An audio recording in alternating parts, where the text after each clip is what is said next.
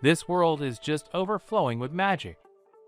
All children study magic in special academies, but one of their students is studying at the Beltori High School of Magic.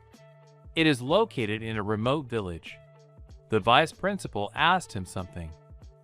The deputy, standing with his back to the boy, informed him that he was expelled. He's very surprised. It's so sudden.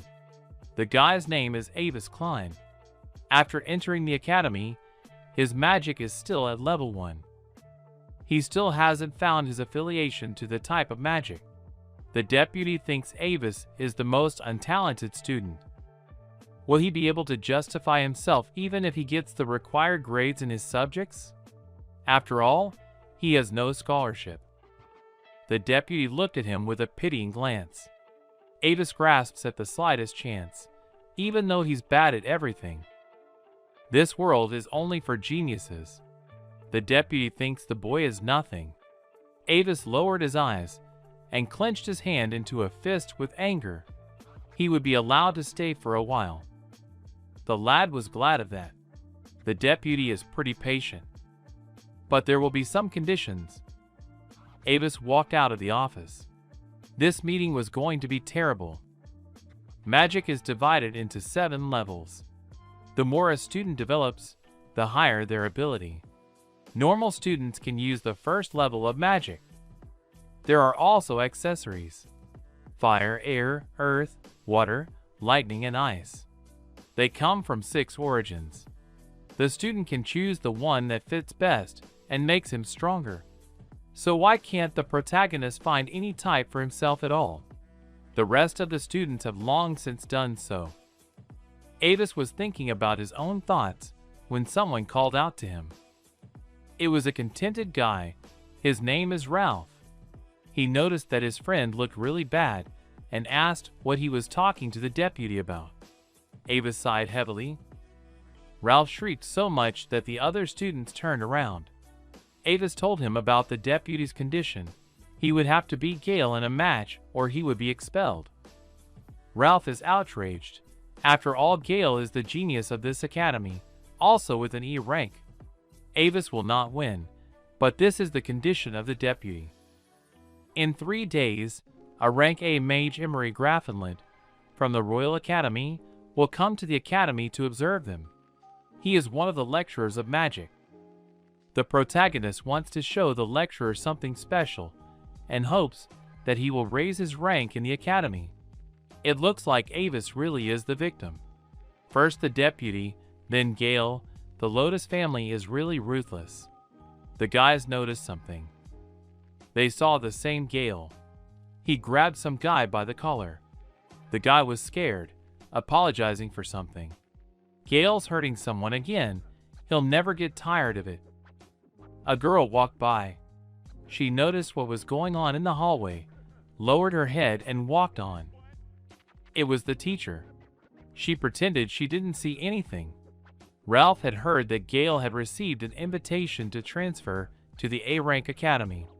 He's a regular guy, but he can use 3 additional types of magic. Avis wished he could be a genius like that, but he shouldn't think about it so much. Ralph sighed. He reminded his friend that Gale always picked people he would hate. Avis had been one of his victims. There was also a man who had stood up for that victim only to be targeted himself. That person was Ralph. He wouldn't want to go back in time. He asked about Avis' plans.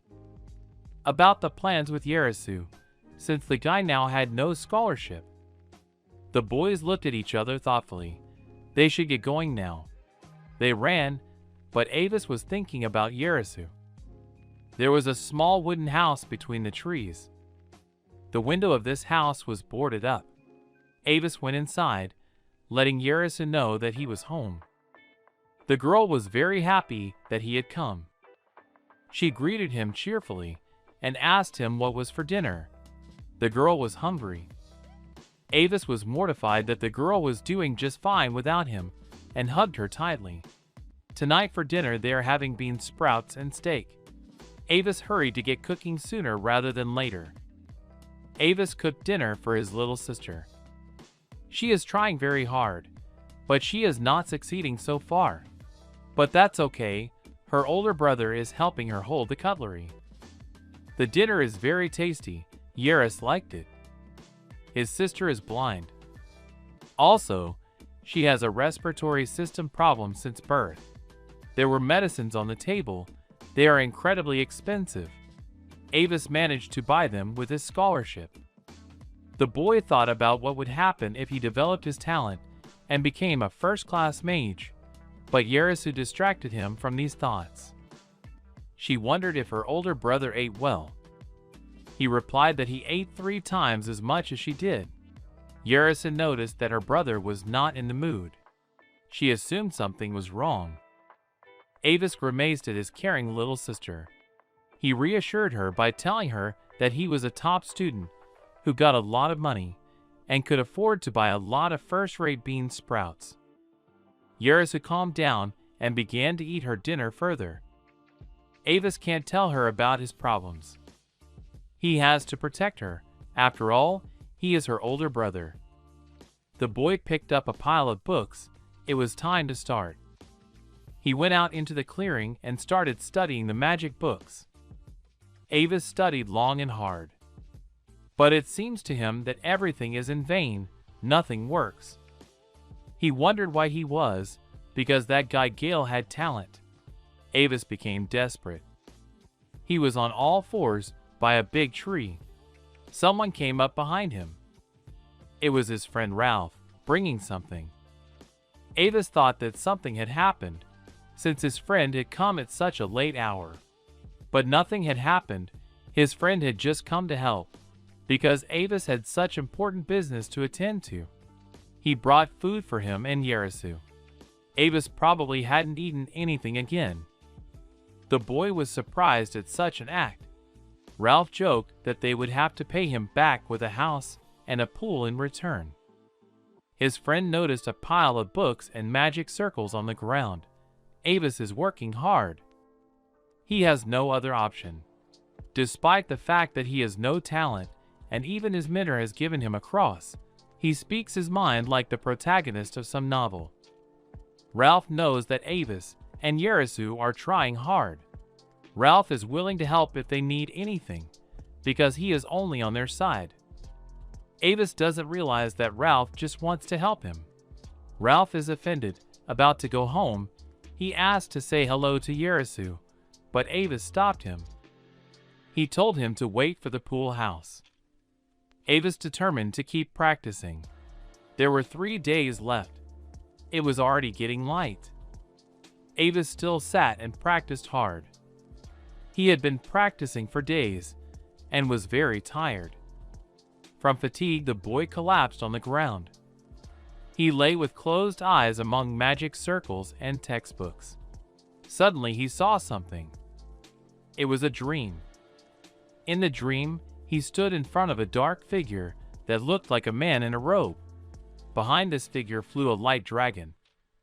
Even farther away, a huge demon-like monster with huge horns and dragon wings could be seen. Avis assumed it was the devil. And the man in the cloak was probably a magician. He was reading some spell, and crows were flying above him. Avis watched what was happening nearby. He admired what he saw, but he didn't understand what kind of magic the mage was using. He was moving too fast. Avis couldn't see. Perhaps it was a spatial transition, but there was no such magic. Avis' hands tensed up. This mage seems to be possessing the guy. Avis assumed that this particular type of magic was his. He opened his mouth in surprise. Avis woke up. He was trying to figure out what kind of nightmare he was having. It was already the day of the fight. He looked at his hands, remembering the dream and that magic. He looked back and saw a flower. It had wilted. Avis reached out his hand towards the flower. He then held his hand over the plant, and the flower came back to life. He realized that this was time control magic. Beltori Magic Academy. The students have already gathered to watch Gale's battle with Avis. They doubted that this stage fight made any sense. Ralph thought about Avis. Avis was standing outside the arena, preparing to leave, when suddenly someone called out to him. It was the same Gale. He was excited to fight him. He had given Avis 3 brutal options to choose from to finish this battle. Gale was confident of his victory. Avis chose to ignore his opponent. Gale thinks he needs to relax. The deputy tells him to deal with Avis without torturing him for too long. Gale remembered that his opponent had a baby sister. He offered to take care of her when Avis was kicked out of the academy. He had always wanted a little slave girl for himself.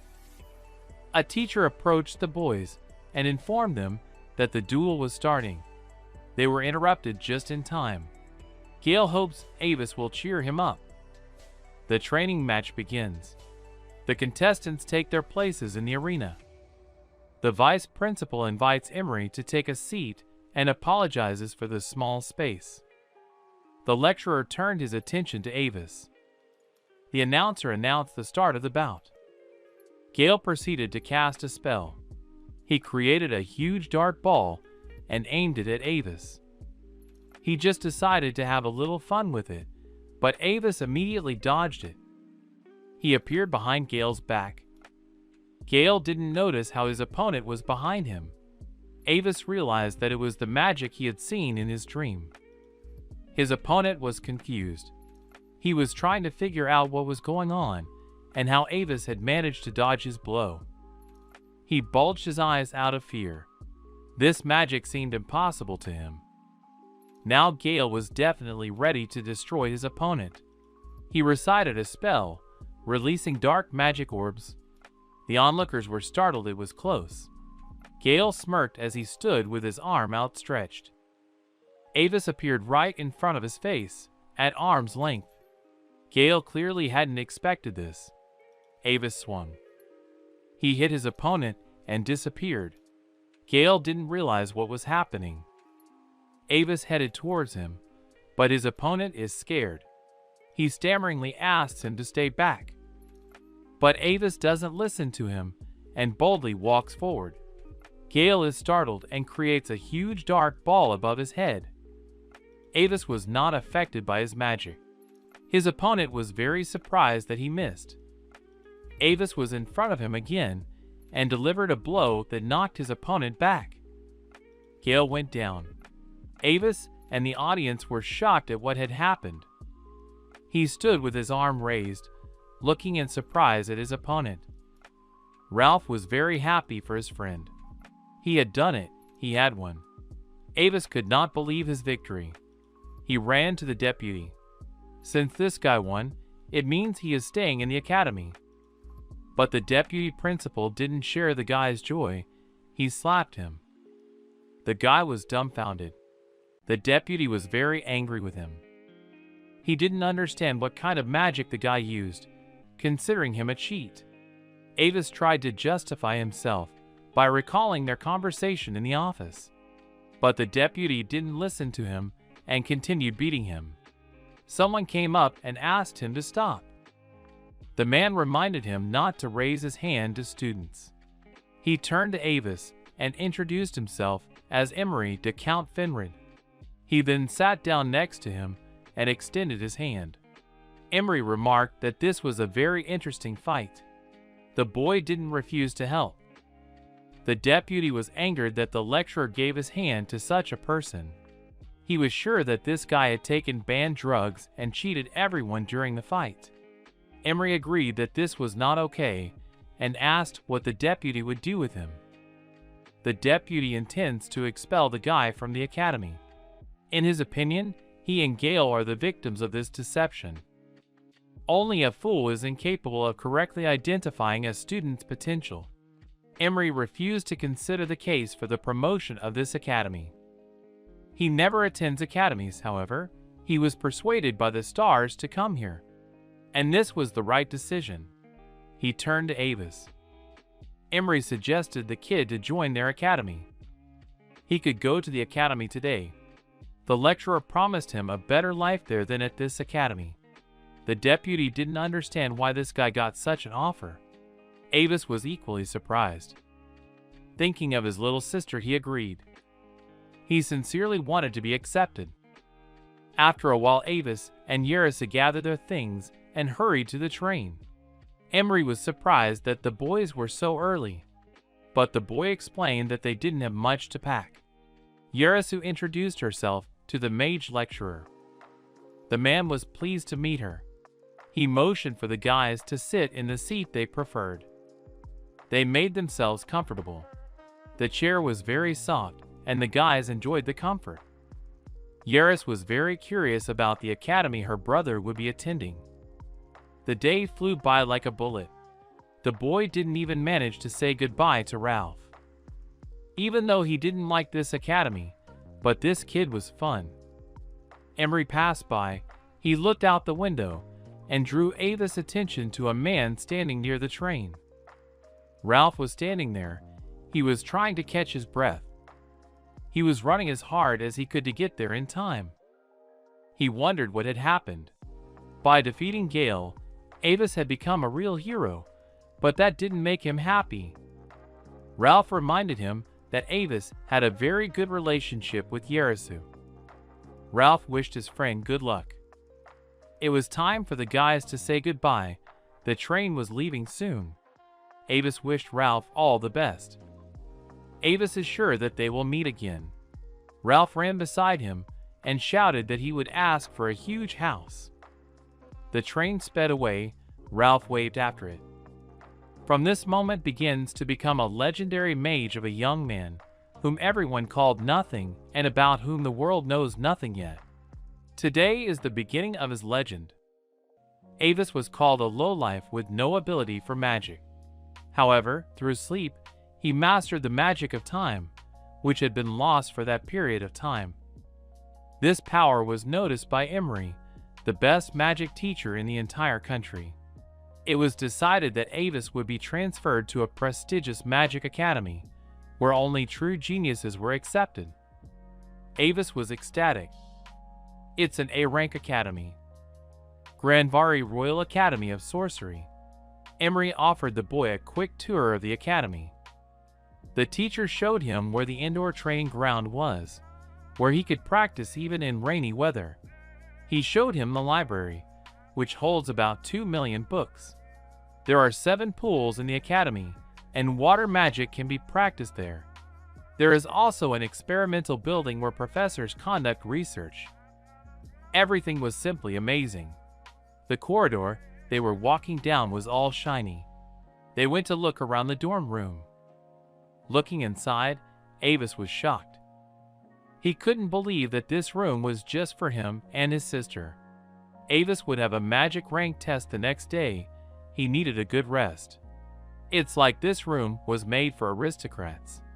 Avis thinks that something more is expected of him. He turned to Emery. He reminded him that they hadn't discussed a problem yet. Emery clapped his hands together, remembering it. He talked about his little sister, who is very dear to him. He would like her to eat as many bean sprouts as possible. Since a great man like Emery had bought his talent, it would be nice to get some or the other amount of scholarship. Otherwise, it would be a bit difficult to get by in this academy. Emery wrote down all the kids' wishes. He held out a piece of paper to Avis, on which was written the approximate scholarship amount of the students of this academy. Avis looked at the piece of paper and bulged his eyes. He couldn't believe that he could receive so much money.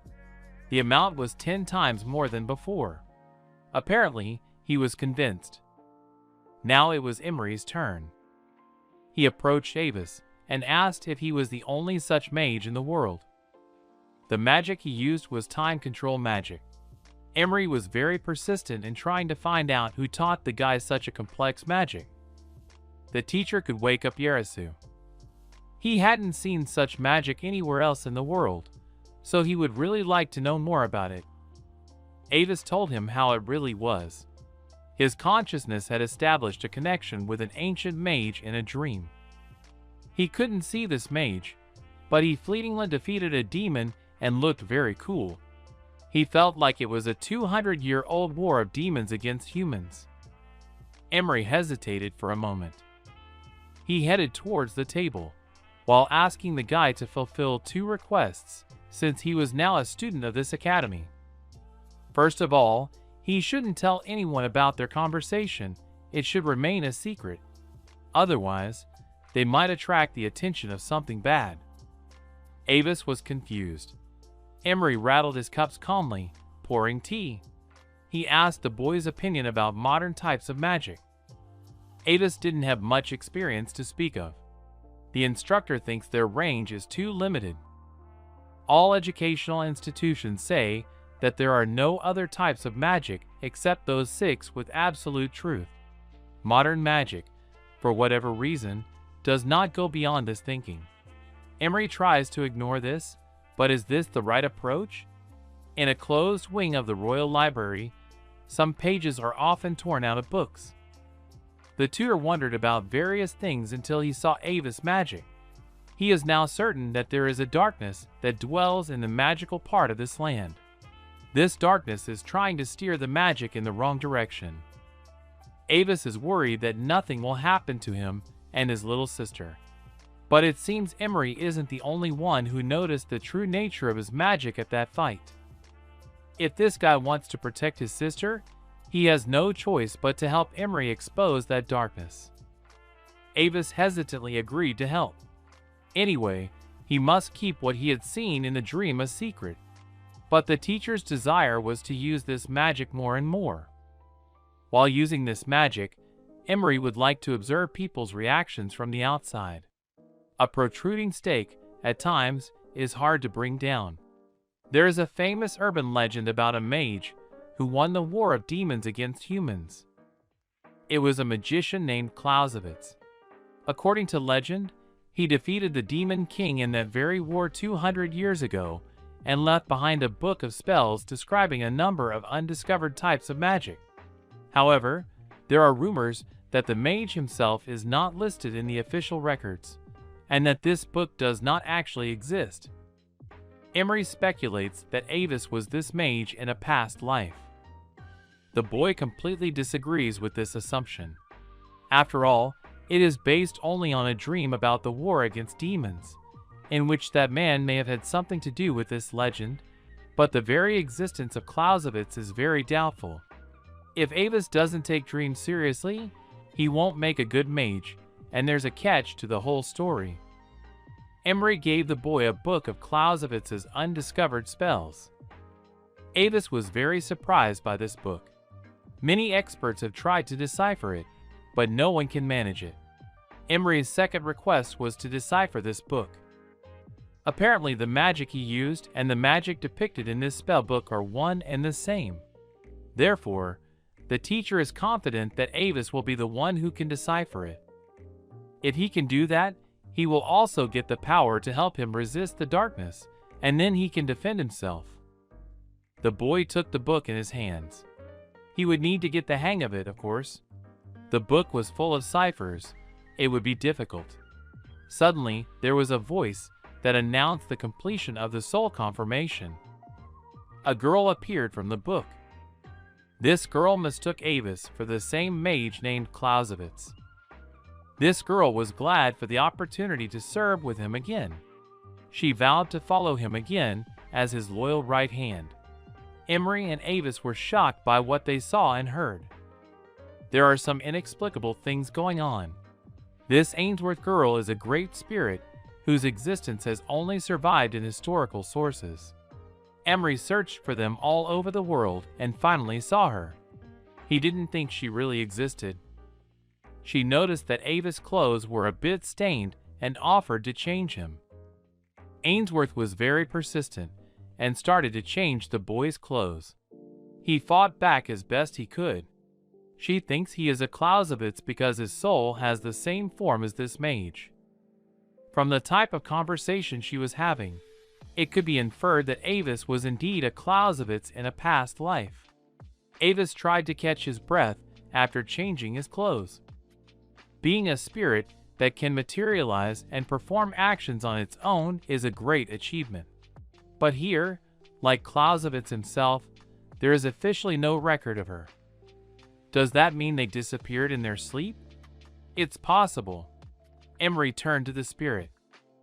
Ainsworth slumped into the wall and apologized, her memory lapsing. The instructor sighed regretfully, but the spirit had some information she could share. She shared that the enemy's goal is to destroy everyone in this world who is able to use magic. After the spirit was listened to, Emery had another request, but Avis was negative about it. Hearing that he would be rewarded immodestly for this request, he confidently agreed to do everything. Yarasu was sleeping sweetly on the bed, cuddled up with her toy. Ainsworth sat next to her, on the floor.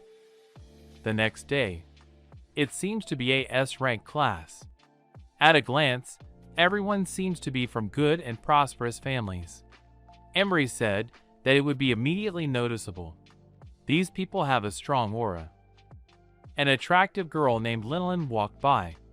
She wasn't spared from the attention of the other students. Her locker was overflowing with various gifts. This did not please her in any way. She seemed pretty to the students even with a sad expression on her face. Suddenly someone called out to her from behind. It was a guy, and he was handing her an envelope with a heart on it. For Linolyn right now, studying was much more important. She apologized to the guy and went about her business. The guy was upset, for this was his 126th attempt. The other cheered him up, praising his bravery. Avis opened his mouth in amazement. He realized that this was the same girl the instructor had met by his request. Emery had requested that Avis protect his classmate named Linolly Elizabeth Iolite. She is the second princess of the Iolite Kingdom. Avis snickered a little when he found out that the princess was studying here. Rumor has it that she's one of the strongest kids in her class, but she needs a sentinel. All Emery needed was for Avis to watch her. There is a suspicious amount of activity going on around her. Perhaps the enemy will reveal their true colors, so Avis needs to be close by. The guy feels like he's been tricked, because this girl is the strongest and most beautiful in the class. Does he have to be popular with the guys? He came to take the test, thinking that he too is a capable student who was chosen by Emery. Avis intends to pass the entrance test quickly and get an S rank like Linolyn. If he gets the same rank, it will be easier to guard her. The test is passed. Surprisingly, he was given an F rank. The guy couldn't believe it since that rank was the lowest. The professor wished him good luck in his classes, which would start tomorrow. Avis was very upset. He felt worthless and concluded that attending that rank academy was a real miracle for him. He heard someone calling for Linolly and turned around. She was surrounded by several guys. One was inviting her to share a meal together. The girl was asking about the past class. Being popular isn't easy either, but there are positives to it. Since she is at the top of the academy, she probably doesn't need to put in too much effort while studying. He remembered the conversation the teacher had with the spirit. She had a good attitude toward magic. Emery thanked her for becoming a means to an end for the good of the species, as in an unpleasant marriage of convenience. Apparently, that's also the reason he devoted himself to magic. Avis asks why Linolly can't enroll in his research class. Emery, of course, recognizes her talent and enthusiasm, but the thing is that she uses completely ordinary magic that is described in every textbook. That's not enough to take her into the research class, because even a child can use such magic. After coming to terms with the determination of his rank, Avis started deciphering the spellbook. He slowly began to understand. 1 hour later, Avis rushed to Emery with the report that there was nothing special around Princess Linolly for the current day, and the deciphering of the book was progressing. He walked to the door and awed at his audience. Suddenly, he heard someone's indignation. It was the princess. She was outraged that she had failed a test that even F-rank students could handle. Other than the kind of magic that didn't suit her at all, she was perfectly fine with the kinds of magic described in the advanced level textbooks. Linali wished she could be trained by Emery. Avis didn't arrive at all at the wrong time. He remained standing outside the door. He heard the instructor saying about him that Avis was stronger than this girl. Linali couldn't believe it. She took it as a joke, but it wasn't. Emery had been completely honest with her. The princess had offered a deal in which she would defeat Avis in a duel and join Emery's research class. Hearing this, the guy intervened in this conversation. To the lad's surprise, the instructor agreed with the princess. It would be easier to see who was stronger that way. He suggested going to the training ground. Linali has no intention of giving in to Avis. They walked behind Emery to the training ground. The fight would be conducted according to the official rules of magical duels set by the Magical Society. The first one to take a certain amount of damage would be the loser. This training ground is equipped with a safety device that throws the duelists over before they get dangerously injured. Therefore, students may not be deterred. The loser will be punished, so the guys need to take it seriously. Avis didn't expect this in any way. He's in trouble either way. Also, the loser would have half of his scholarship canceled. Linali didn't care about any of that. She was confident in her victory. Emery proposed to start the duel. The guys stood opposite each other. The guy is very doubtful of his abilities and does not understand why he should do it. The princess is determined. She wants to enter the laboratory of Emery's teacher. She offered to solve everything at once. Avis must protect Eurissa. He has no right to lose. Thunderbolt. Time control magic. There was a powerful explosion. Radiating light spilled over the entire training ground. Linali lost sight of her opponent. He disappeared. Avis managed to bypass her. Time slows down when using this magic. He should deal with her right now. He threw a punch, but the princess dodged it. Linali grabbed his arm. She's sure Avis won't succeed. He vanished again. The princess should have held him tighter. She only lightly grazed him, but still seriously wounded him. All of her moves are honed to perfection. Out of nowhere, she threw another punch. The guy couldn't react in time. Her body was filled with electricity. Her speed increased tremendously. Avis needs to calm down. Even at this speed, he can still dodge. He would definitely be able to handle it. Time acceleration. Avis disappeared again. Linali tried to figure out what kind of magic this guy was using, but in vain. He reappeared again and struck again. This time he was faster.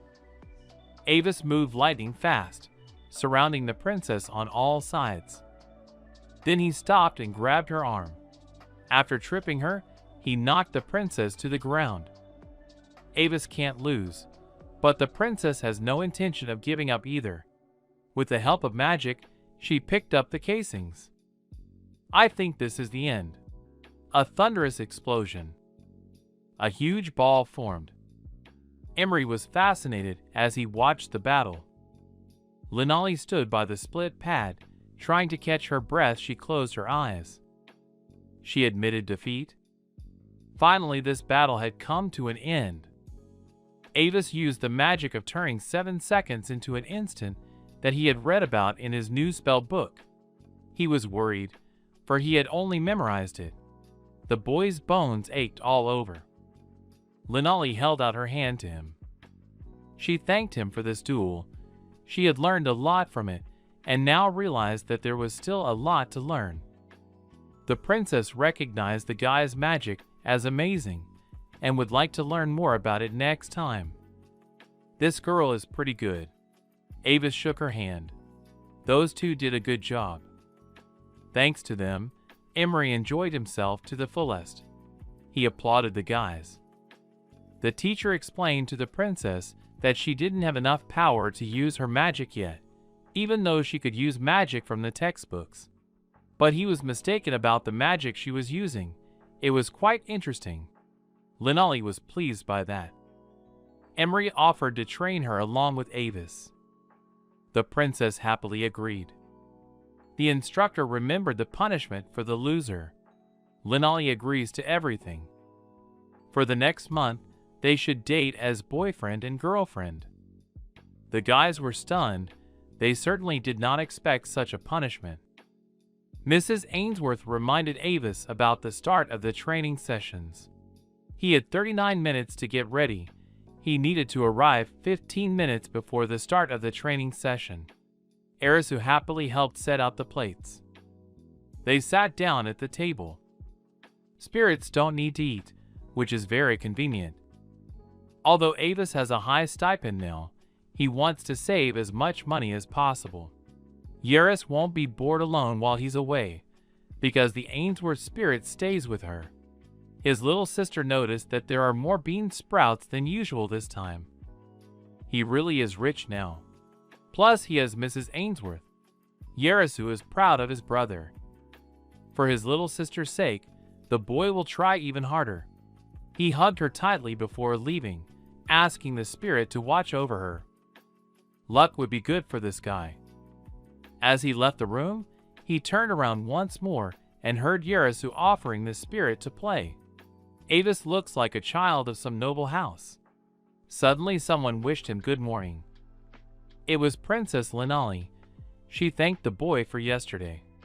Avis was surprised that she said hello to him. He had forgotten what teacher Emery had told him. He wanted the two of them to pretend to be a couple for a month, so the princess decided to wait for him to go to class together. The guy thinks it's best not to draw unnecessary attention. It might not reflect well on Linali as a princess. She doesn't agree with it.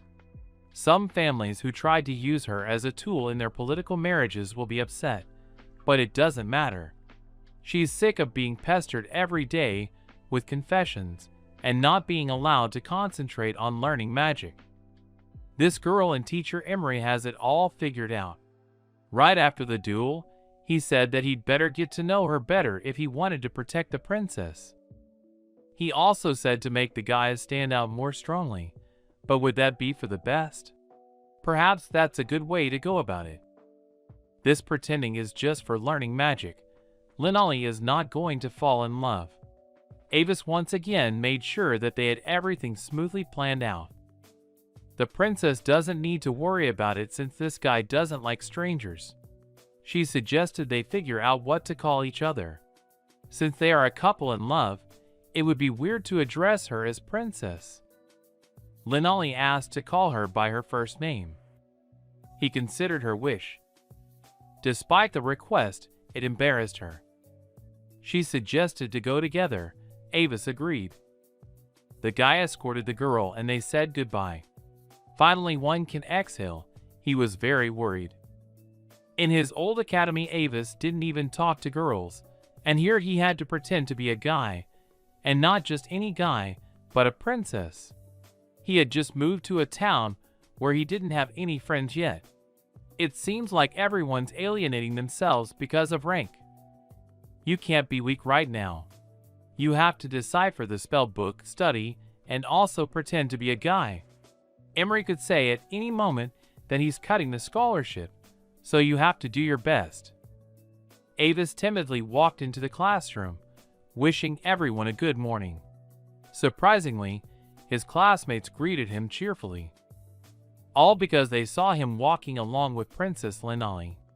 Where did you see a student from Class F seducing a princess from Class S? That's impressive. Everyone can't wait to find out how he managed to win her heart.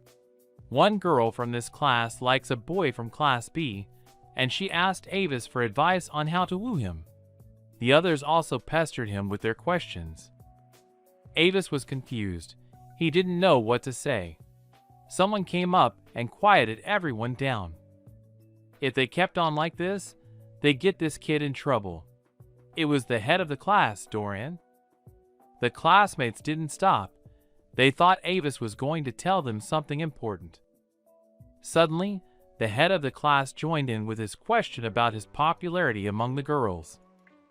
The boys were indignant and attacked the headman, calling him bald. Avis realized that it was all the influence of the princess. Lunchtime. The boy hoped his lunch was delicious. He prepared to open his lunch bag, but he was distracted. Someone was looking for him. It was Linali. The weather was nice, and she invited Avis to have lunch together on the roof. He couldn't understand if this girl was too frank or too manly. They came to the rooftop.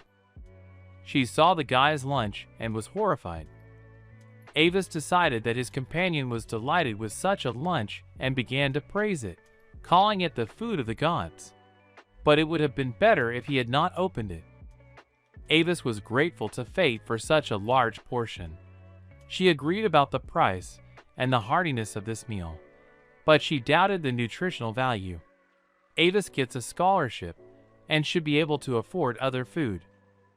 But he prefers to save money whenever possible. He needs money for surgery and medicine for Yerisu. Linali didn't expect this. It's not easy for him. He cares a lot about his baby sister, so he does the best he can. They both need to eat well, otherwise by sticking to such a diet, they will both get sick. After the conversation, she handed him the lunch she had prepared herself. Avis was surprised that she had cooked it herself. Linali didn't understand what the big deal was. After all, if you put someone else in charge, there was a chance of not getting enough nutrients. And all this just because they're pretending to be a couple. The princess is willing to do anything to be special in the world of magic, and so is Avis, who is trying for his little sister. The guy opened a container of lunch from the princess. She doesn't vouch for the taste. Her sister always said her food wasn't very good. Avis ate it all quickly. He enjoyed his lunch. Linali was happy about that. She offered to make lunch for his sister next time too. Avis was touched by such an offer. This girl is just an angel. Linali started talking about the class clash. It's a magical battle of the F to S classes that is held every year at this time. It's all in a tournament format, with representatives from each class participating in a 10-on-10 magical battle. Which class is pitted against which is determined by a draw, and it will take place tomorrow. The princess is in it too. They're going to try to break the record for wins. Perhaps after school everyone will decide on class representatives. The girl advised Arvis to wait for that. He might very well be elected, even though he had just transferred. After school, Doran begged Avis to be the class representative. They're probably joking. Kudryavka, who was supposed to participate in the competition, is sick and has a fever. The class urgently needed a substitute for him. Avis wondered why it was him, because there were others who would be better. He had just transferred to this class and didn't notice that there was something wrong. Avis looked around and tried to figure out what was wrong. He didn't notice anything strange. Doran is angry. He thinks everything is wrong here. Bad lighting, drafty, cracked windows. All the desks are scratched. You're all out of keeping with the fact that they're studying in a prestigious academy. Avis had lived in a house like this before, so he hadn't noticed. It was even a little worse in that house. The headman inquired about the conditions he had lived in before.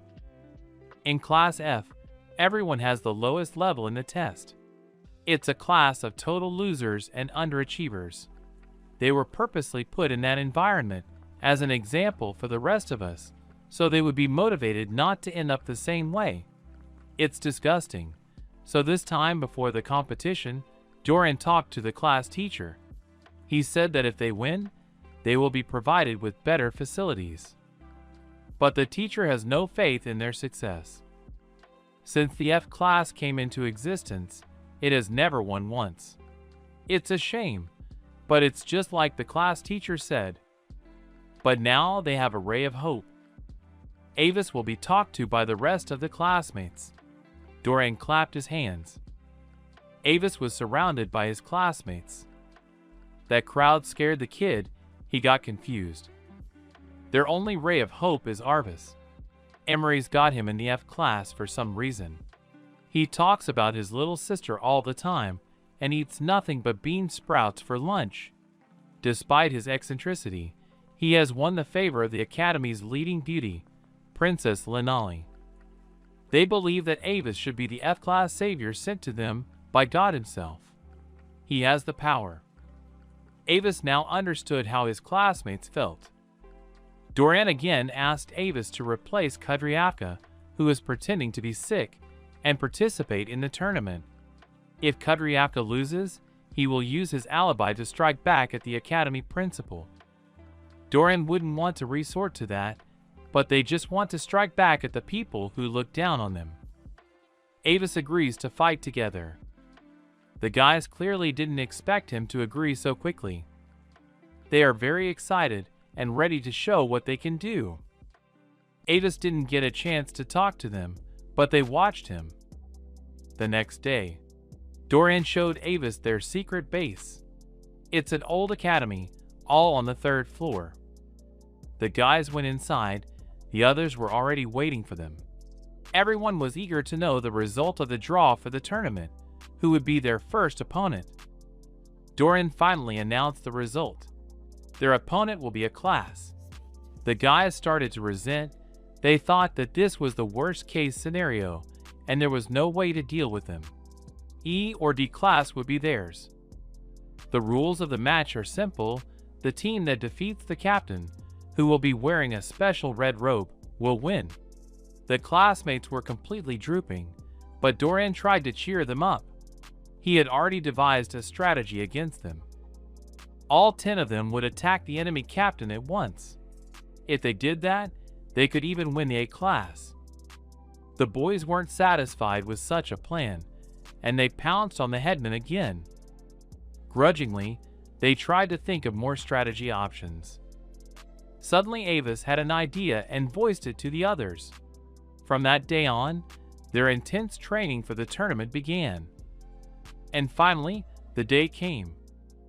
With the exception of Kudryavka, the head huntsman of the class, all 37 members of the F class have gathered. They are waiting for instructions from Captain Avis. The 27 non-participants must encourage the other students to cheer louder for the others. The 9 selected players will battle alongside the team captain. And the class is strong, but there are no unbeatable opponents. The boys are ready to show everyone that they are not inferior. They are determined. The students are in place. The A-class representatives have been watching them. They are confident that they will win. Even though the power difference is great, the captain of the A team doesn't like to be disrespected.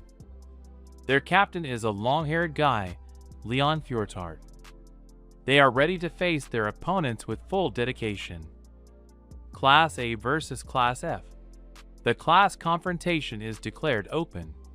The defeated contestants will be moved out of the zone with the help of a moving device. No danger to life. You are allowed to fight as you please. The tournament is about to begin. The Class A boys immediately went on the offensive. The girl was in the lead. Whoever defeats the most enemies gets a bonus of food at someone else's expense. But don't get too carried away just because it's an F class. At least it's better to hide. No need to hunt them down. The A-class guy was distracted by something. Leon was approaching. He was too late. The number of defeats in this confrontation will affect the results. The A-class members' eyes are burning. They are excited and eager to move forward. Leon hopes that the F-class competitors will not be seriously injured. But the eyes of the F-class members are also burning, especially their captains. Leon noticed that Teacher Emery had already paid attention to their captain. He wondered what kind of power Avis was hiding. Suddenly, a wind blew, whistling strangely. Several holes suddenly formed in the ground. Some members of the A team were trapped in these traps. When they looked up, they saw the F-class students. This was the way their class was struggling. Class A asked to stop, but no one listened to them. Avis gave the command to fire. Altogether, the boys followed the order and attacked one of the competitors. He was immediately moved out of the area. The guys looked at each other. They are ready to attack the next contestant. Thus, they managed to defeat 4 at a time. It looks like they've managed to defeat the Class A contestants. They did it! It's good that everything went smoothly. It was all thanks to Ava's plan. But it wasn't all thanks to him. The plan was to trap the Class A students in a magic trap, and then single-handedly slaughter them 10 at a time. Avis had read that the confrontation was a round-robin tournament of teams of 10 competitors, and the class that first defeats the other class captain wins. But there is no mention of how to fight, meaning that everyone is free to use their magic as they please. So Avis had a request for all of his classmates. He wanted to see what kind of magic they were using. The boys started to show what they could do. One girl has water magic. She performs incredible tricks. One of the boys controls a golem. Another girl has fire magic. She has the strongest magic in the class. These guys have so many powerful abilities. In Avis's old academy, not many people liked practicing magic. He didn't understand why his classmates were being harassed. After all, there was no reason for it. The students were embarrassed. They felt embarrassed that Avis had asked them to show what they could do. They should try their best at all the battles that followed. They're willing to fight until they win. This plan worked because everyone worked hard for it.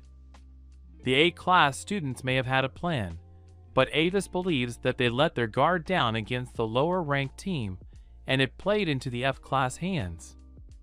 Most likely, the A-class captain is already aware of this.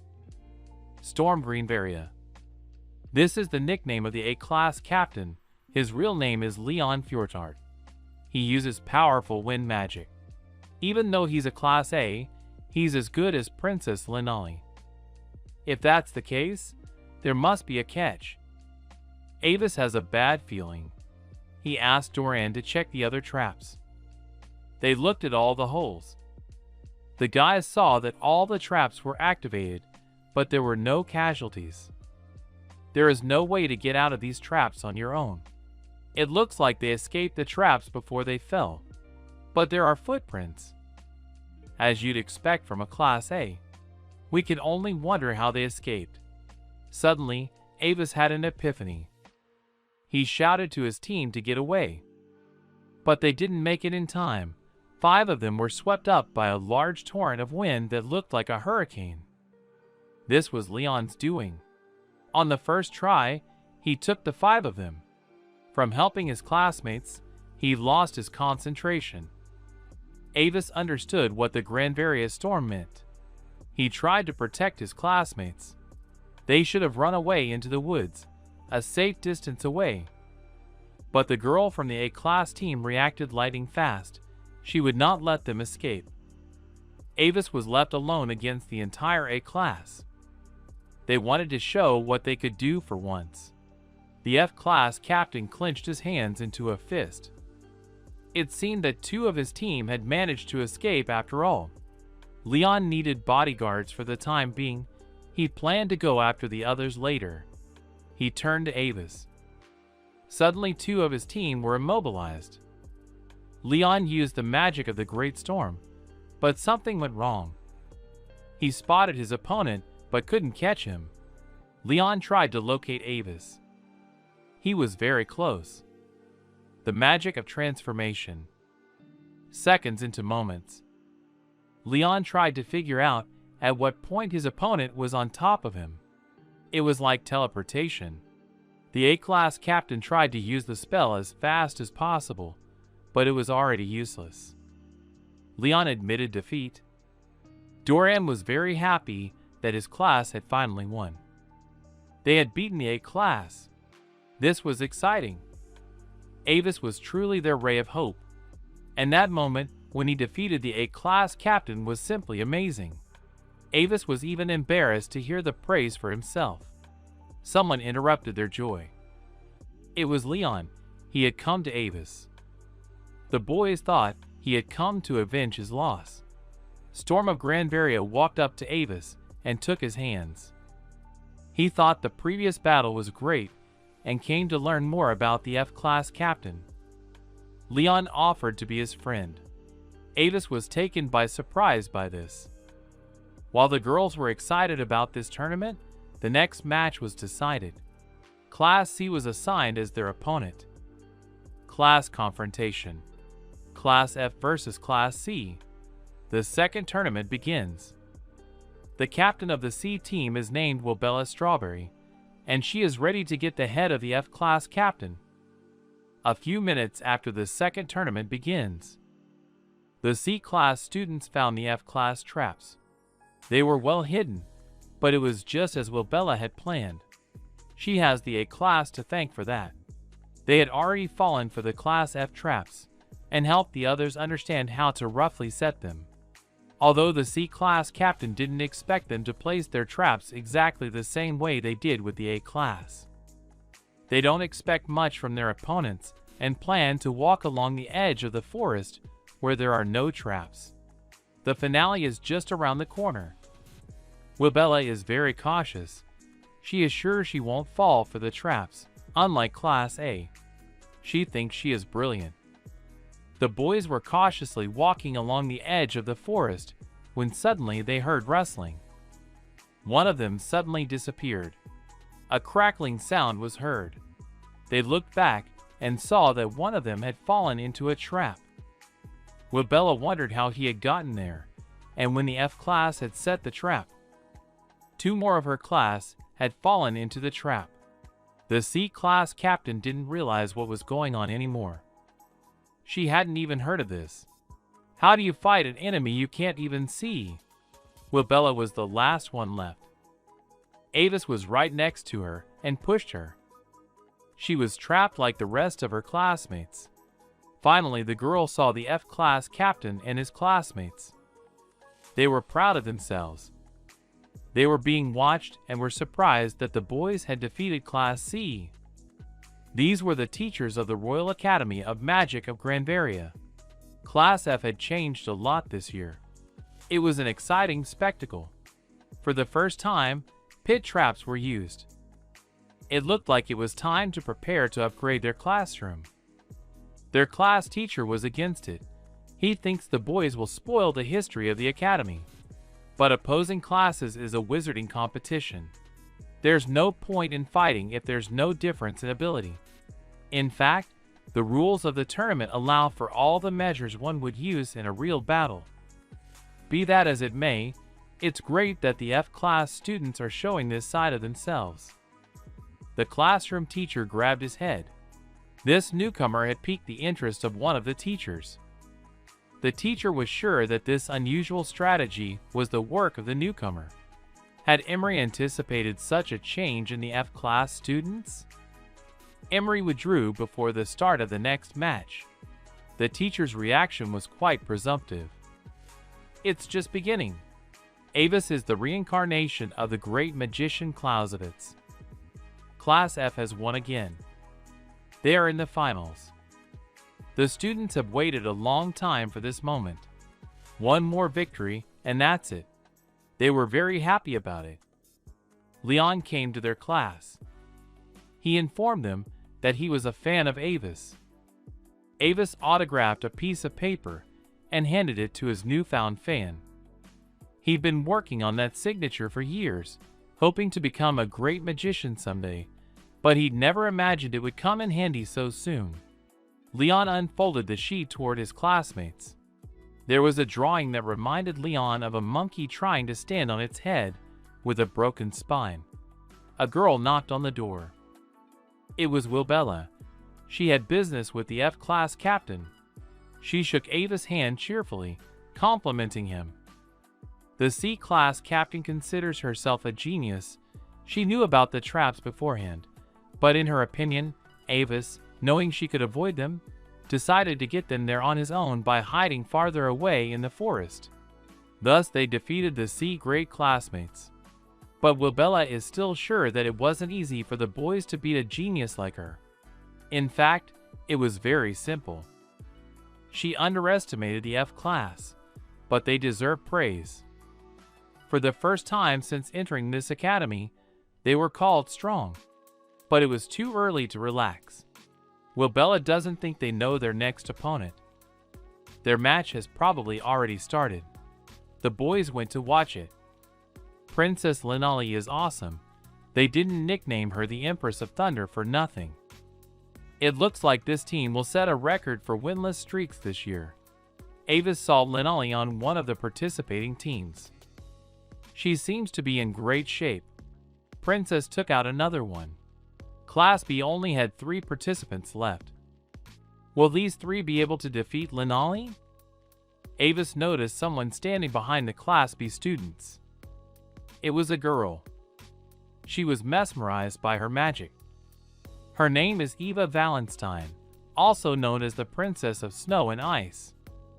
From her nickname, one could guess that she uses ice magic. On top of that, she passed the entrance exams with the highest score, on par with Linali.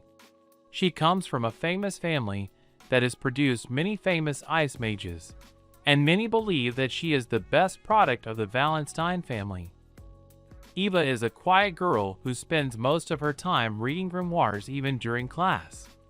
And when an angry teacher intentionally asks her a difficult question, she answers it with ease. Wilbella thinks she's as much of a genius as she is. And she is a person who pursues her own interests. They are very much alike. The 2 princesses, and to top it off the rest of the S class. Avis tensed up. The battle with them would be very hard. Linali brought Avis lunch, with a portion for his little sister. This girl is very energetic, especially after the match. Linali is confident that if they keep it up, they will have the biggest winless streak this year. By all means, she intends to take revenge on Avis. The guy is a little uncomfortable with that. Some part of the princess is preparing a lunch for him, so he can perform at full strength. This lunch is a special celebratory lunch, in honor of celebrating reaching the finals. Avis finally realized the reason for these dinners, but no matter how he looked at it, this one was great. It was already getting pretty late. The guy wondered if Linali had someone she liked. If there was someone, he wondered what it would be like to receive a lunch like this. Even though it was Minister Emery's orders, he still wanted to know more about it. But the princess isn't really interested in romance. Her priority is to make her dreams come true. Avis felt a little sad about this. His dream was to make Yerissa live a carefree life. And of course, everything else doesn't matter to him now. Wealth and success were at the other end of the spectrum for them. Surprisingly, he and Linali are similar in that. She noticed the boy's pensive look. He is determined to fight to the best of his ability, including for the princess. Suddenly, the railing began to fall from the roof. The lattice was pointing straight at Linali. Noticing this, Avis used time stop magic and rushed towards the girl. He managed to push her off heat bars, covering her with himself. Linali was fine. She wasn't hit. He saved the princess. It didn't look like an accident. The barrier had broken unnaturally. We need to catch the culprit. Time acceleration. Avis is on the roof. There was no one there. Looks like the perp got away. Linali was staring at something. She was a little out of it, which wasn't surprising. Avis suggested that she go to a safe place and tell her teachers. She must have been pretty scared. The princess didn't look the same as usual. Avis noticed a ribbon that had fallen. It was Linali's ribbon. She dropped it. The boy picked it up and returned it. Taking the ribbon in her hands, the princess silently ran away. Avis didn't realize what had happened. The princess stopped and tried to catch her breath. She thought he was a skinny and powerless boy who looks like a bean sprout. A strange boy who loves his sister a lot. But still his body is strong enough. She remembered how Avis was interested in her well-being. Linali had no way of knowing what was happening to her. There were security guards at the scene of the accident, and they were inspecting the scene. Avis told Emery what had happened. He had no doubt that this fence had been cut by someone. Perhaps it was an attempt on Ms. Linalli's life. But if they didn't leave any evidence, then they are very good at what they do. Besides, most of the students believe that no one can break through the security of this school. The enemy is not just an outsider, but the highest echelons of the parliament and the state. They might be among the royal guard as well. Perhaps some from the academy as well. Emery wants Avis to continue to protect the princess. He inquired as to where she is now. Avis didn't know what to answer. Emery was trying to find out why she ran away. He doesn't care what happened between the guys. He doesn't care as long as he protects the princess, because he doesn't really understand people, and he doesn't care about them. Now he just needs to make sure the girl is safe. Avis doesn't know what Emery meant, but all he could assume was just a possible foul odor from him. He brought dinner home and set it in front of Arisu. From the aromas, she realized that there was an entire feast in front of her. Avis confirmed her guesses. In front of her was the biggest piece of meat she had ever had in her life. It was the second most expensive food after beans. With a bento like that, he just wouldn't dare to eat sprouts. They gorged on their lunch with relish. This bento tasted much better than usual. Avis thought Linalli had gone back to his room. He wished he could thank her properly. Looking at the piece of meat, he wondered how much it was worth. Yarisu was glad her brother had a friend who was a good cook. He would like to thank Yarisu, since he is always busy studying. He likes the academy, plus the guys in his class are really nice. Except now there's a class competition. His sister is proud of her brother. Yarisu fell asleep. Avis pondered where to start preparing for the class competition and decided to start with the data of the S-class students. He had been working hard lately. Yarisu had also been studying hard while he was away from home. Mrs. Ainsworth had noticed that sometimes his little sister was too smart for her age. Avisa shouldn't overdo it. He works like there's nothing but class competitions. That's how the spirit sees it. You can't hide anything from her. She's convinced they know each other from a past life and is willing to help if Avis needs her help.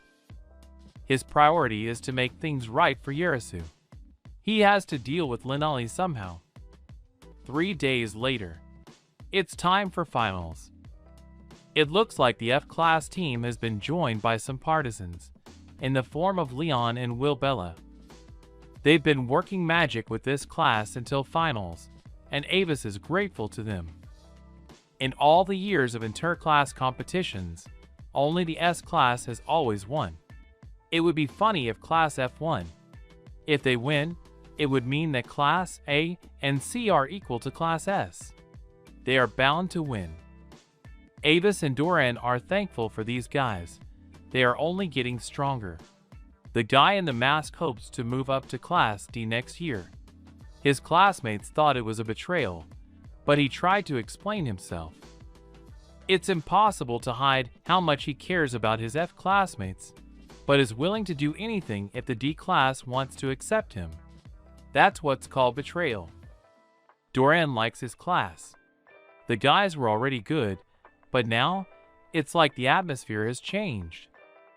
Now, even the people who look down on them are starting to support them. Getting to the finals is an incredible achievement for them. And it's all thanks to Avis. But Doran doubts that they are good enough to compete with the S-class geniuses.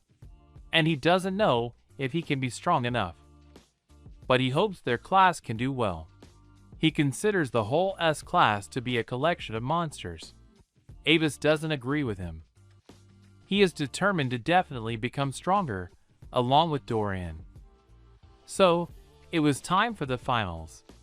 After the cheers, they had to get into their starting positions. This is a game, and must be fought fairly. Everyone was looking forward to competing.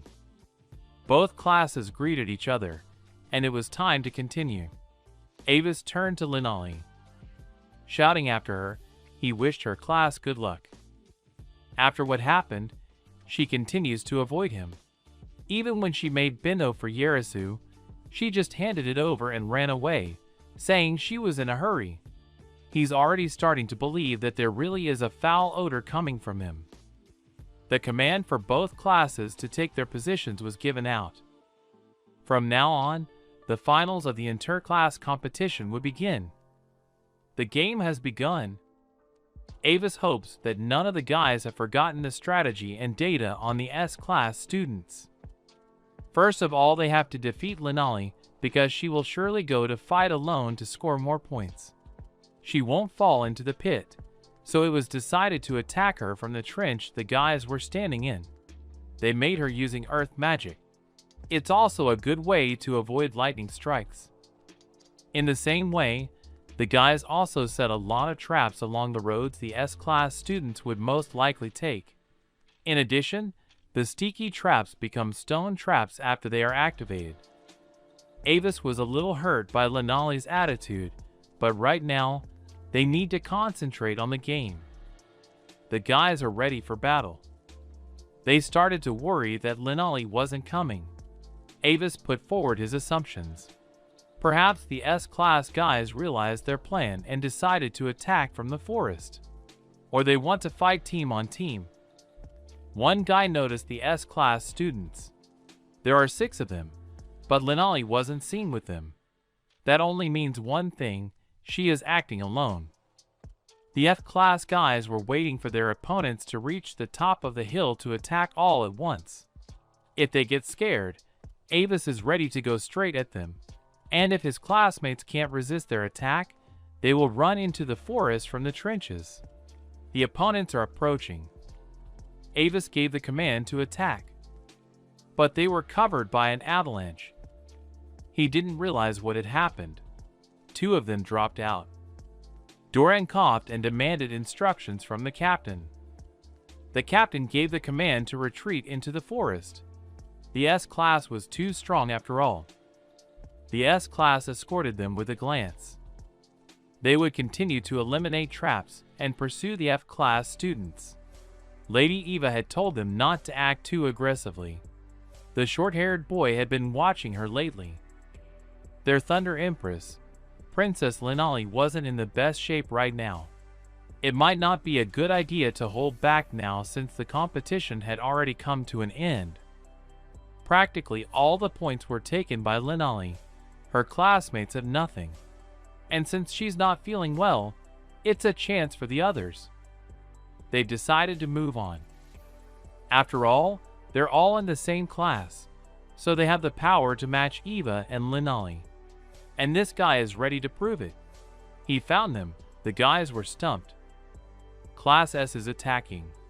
One guy stops them. Something's coming. There's water coming down from above, and rocks are coming down.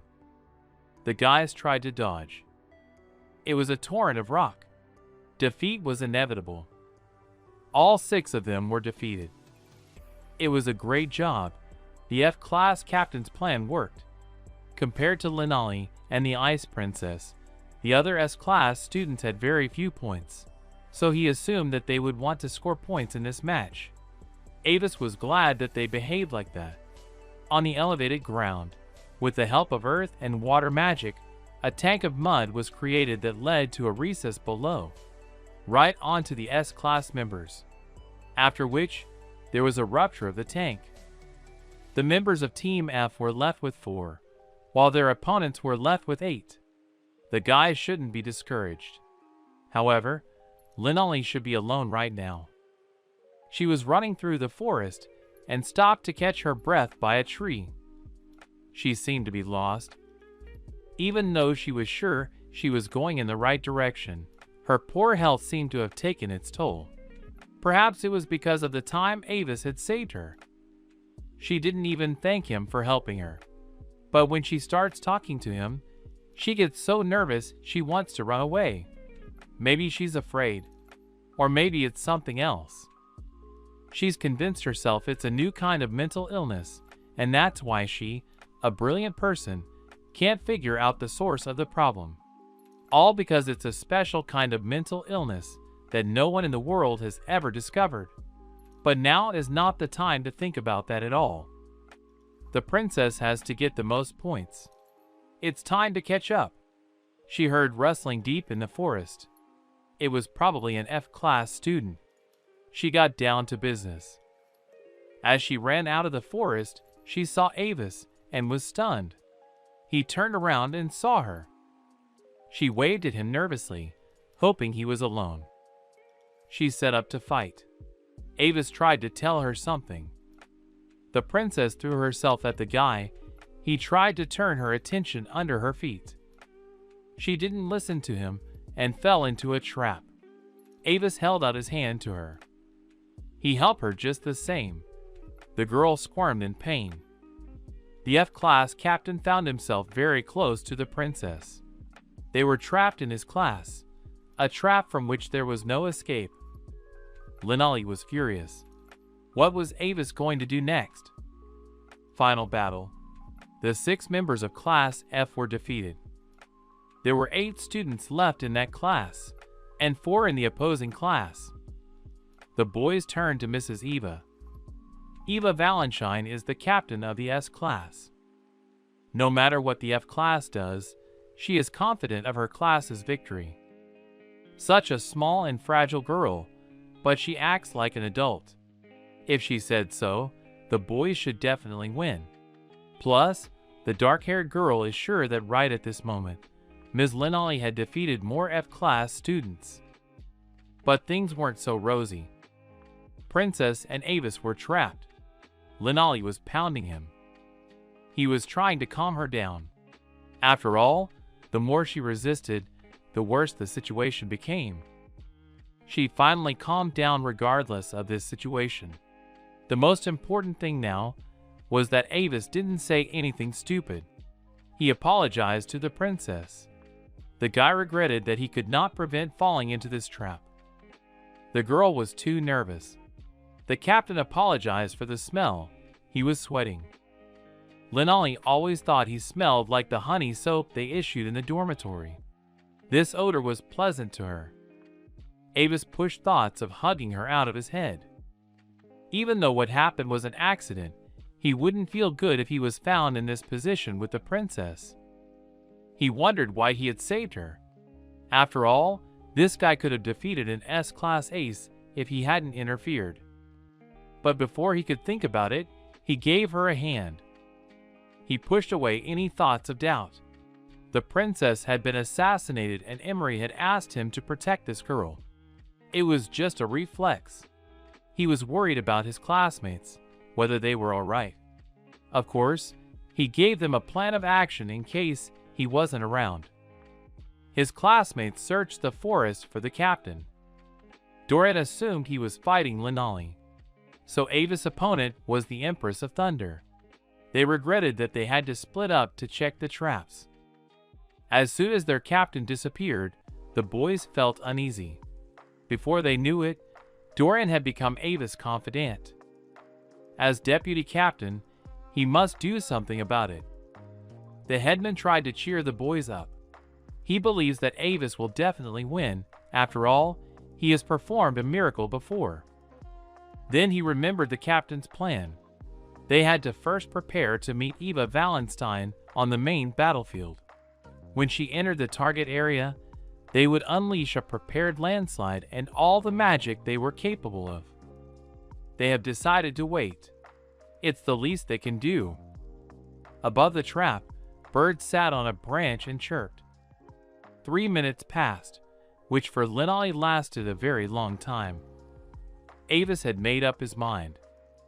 He decided to defeat Class S and return immediately. He won't be able to help the princess because the trap is stuck to her skin and hair. The whole academy is now focused on the duel, so there is nothing the enemy can do. Linali noticed that Ava's hand is not stuck, which means he can use his magic. Why didn't she use her magic then? After all, she could have easily won in such a situation. Linali realized that she really could have used magic, but for some reason she didn't. The blonde-haired guy saw something, looking through his binoculars, and called out to Doran. He spotted Eva Valentine in the company of two guys. She'll be in the kill zone soon. Everything was going just as Avis had said.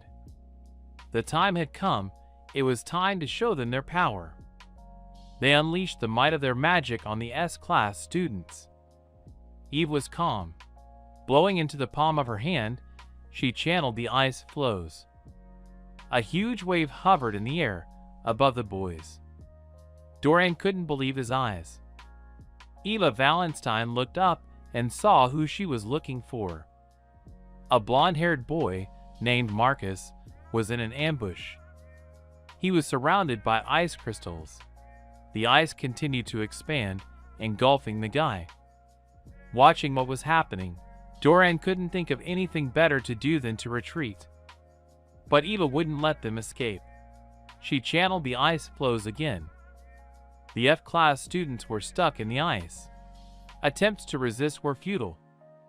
The girl took out her book, intending to get revenge on Eva, but she failed. Doran was once again convinced that the Princess of Snow and Ice was out of their league. Where did the F-Class defeat the S-Class? The headmaster was the last one left, ready to be defeated. Avis appeared out of nowhere and grabbed Eva's hand. Doran isn't the last one, because the captain of this class hasn't dropped out yet. Doran had not expected to see the team captain. Noticing the tattered robe, he concluded that Avis had been able to defeat Princess Linali. Eva Valentine didn't believe it. Remembering this long story, Avis didn't bother to go into details. Eva read a spell, and a lot of ice appeared around them. The ice fell to where Avis was. The F-Class captain managed to disappear and found himself behind Eva's back. She startled him. The girl was surprised. She doubted that this guy was really an F rank. But it was true, because he can't use any of the 6 basic types of magic. But he still intends to defeat the Princess of Ice and Snow. Something unexpectedly skipped across Ava's cheek. It was an ice flake. Eva had wounded him. It was exactly what was expected from an S-rank captain. If she created a wall of such a strong ice, it would be over. It would be hard to get close to her. Avis could barely dodge his opponent's attack. She was as fast as Linali. He decided to get her, with the help of turning 7 seconds into an instant. Ice blades. Avis takes a risk. He deftly dodges the blades and gets closer to Eve. He did it. It turns out that the Princess of Ice and Snow created a trap, which is where the guy fell into. Ice spears. Avis seemed to have lost. Doran rushed to his aid.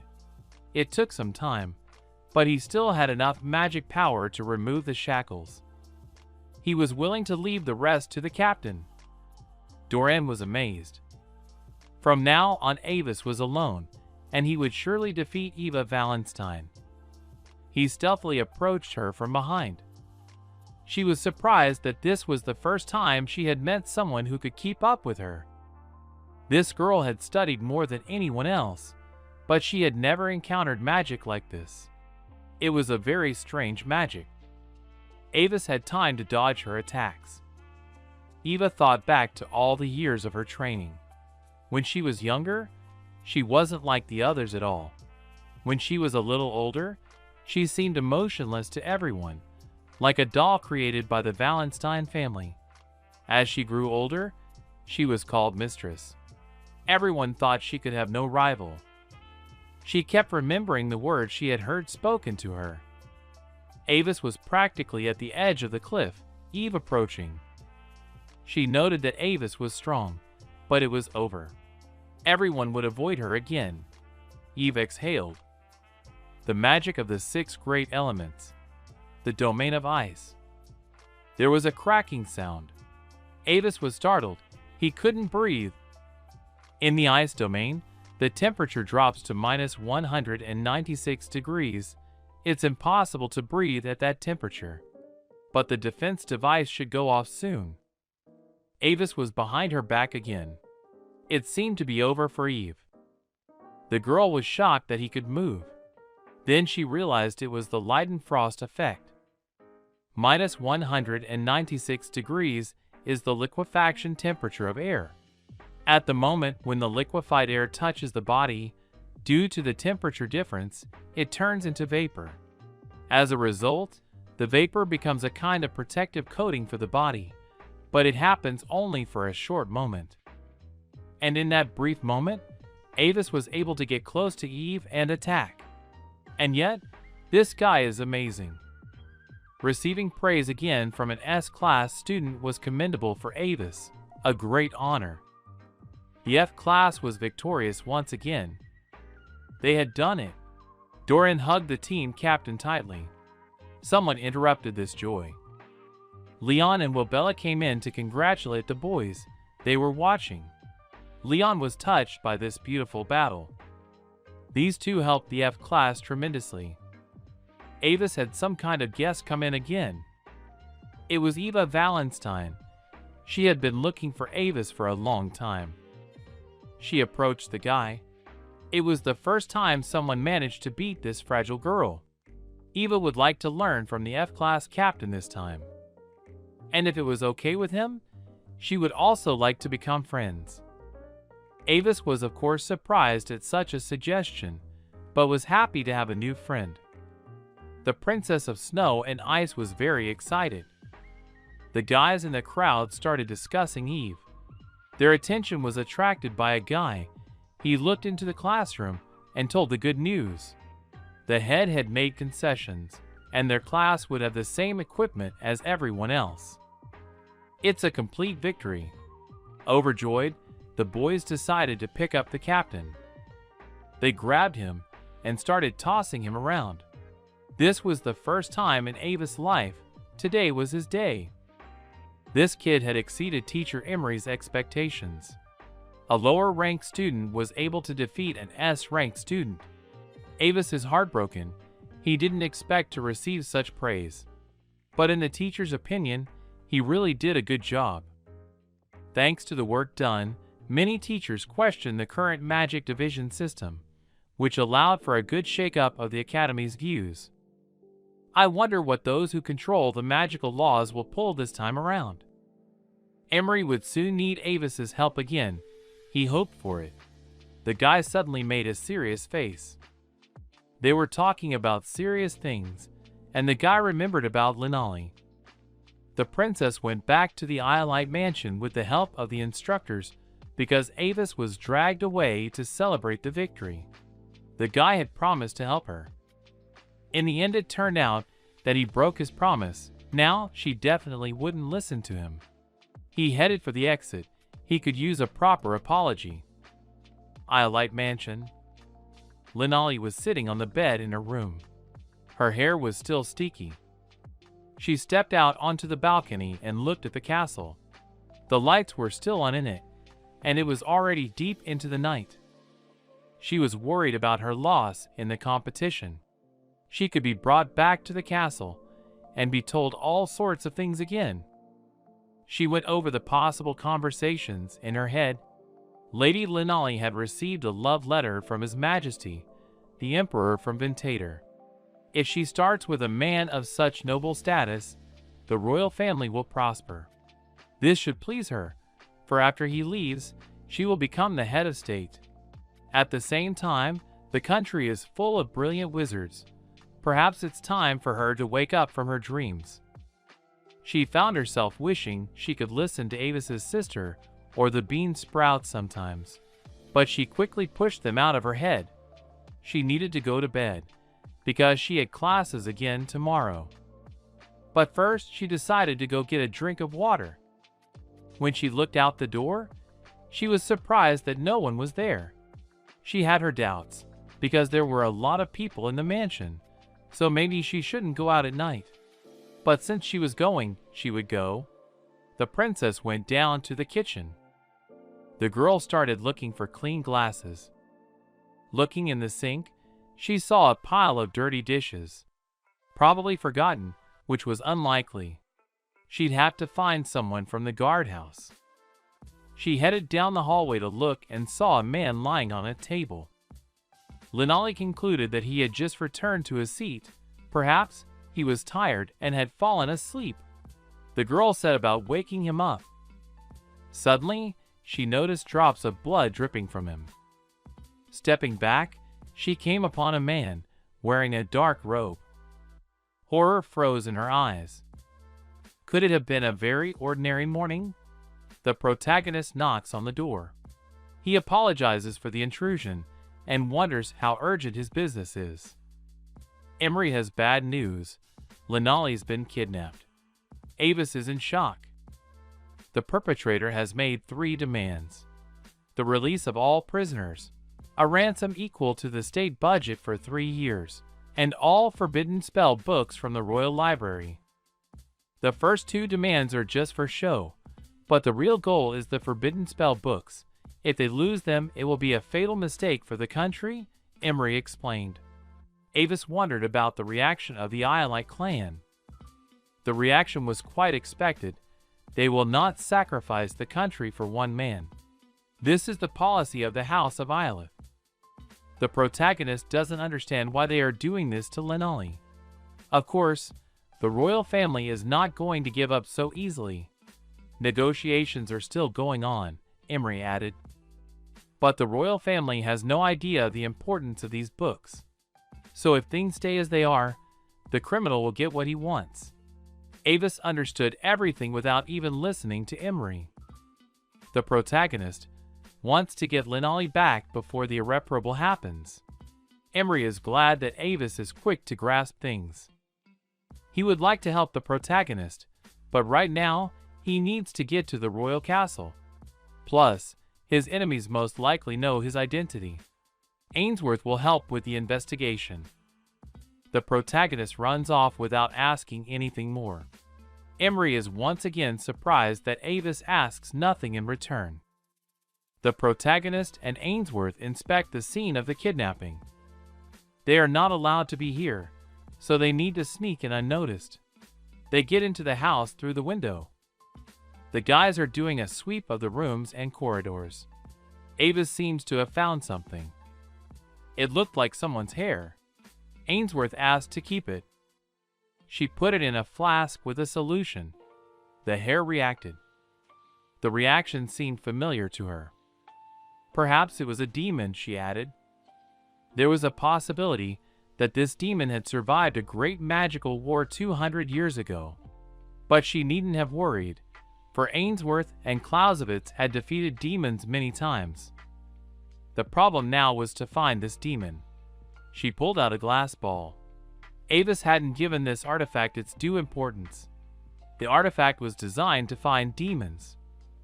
Ainsworth dripped from the flask onto the orb. The liquid soaked into the glass. Now this orb should turn purple when a demon is nearby. Trying to find one in the 27 kingdoms of the capital was like looking for a needle in a haystack, she added. Avis knew what to do. He showed up at the academy. It was break time and everyone was discussing their business. Dorian greeted him. It was noticeable by Avis that he was in a big hurry. He had a request for all the students. He told everyone what had happened. It seemed like a joke at first. The main character needs help because every minute is important. The identity of the perpetrator was still unknown. Truancy can affect grades, and depending on the number of absentees, they may be zeroed out of the competition. Avis voiced his fears. But he couldn't do it alone. He bowed to his classmates asking for help. They are very thoughtful. The protagonist realizes that no one will respond to such a request. Someone's hand reached out to Avis. The headman did not remain indifferent, because all of the above is not important to him. Others also joined the words of the headman. After all, Avis had already helped everyone. Thanks to him, they were recognized. If it weren't for him, they would still be considered scum. Now it was their turn to repay him. Leon also decided to join the search, together with Class A. Wabella is with him, because it's so interesting. Eva agrees too. Of course, they don't want to team up with the F class, but they can't leave their classmate in the lurch. Eva tells the main character that it's okay to help her friends. Avis didn't expect this turn of events, but he's insanely happy to hear it. He thanks his friends. They will definitely save Linali. They feel very strongly about it. Ava suggested that everyone split into 2 groups for each neighborhood and start gathering information. If a demon is detected, the ball should turn purple, he explained. If detected, the protagonist asks to inform him immediately. The guys scattered around the neighborhoods looking for any information. Leon charmed everyone with his beauty. The search continued. Communication spell. Squad 7F and 11S are now exploring the south of the 2nd District. They have not found any important leads so far. Squad 2A, nothing on the eastern part of District 13. They travel to the western part to join forces with Squad 14S. The sun was already setting and hope was melting before their eyes. Suddenly a signal was heard. It was Leon. He found something interesting. In the 17th District, there was an abandoned factory. It was built a long time ago. Even the people in the group didn't know it existed. This place was perfect for a demon that wanted to hide. The factory was huge and took up half of the 17th District. It needed to be checked out. Avis asks Doran to inform the nearest squads. S rank 1, 4, 9, and 13 squads. A rank 3 and 5. S rank 1 and 2. We need to head to Area 17 immediately. Team 1's team was almost there, as they immediately went to the specified area.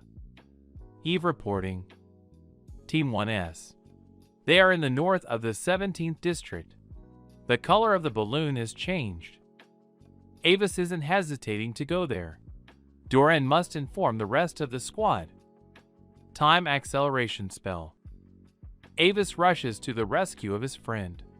Because thanks to her, he's made friends with his classmates.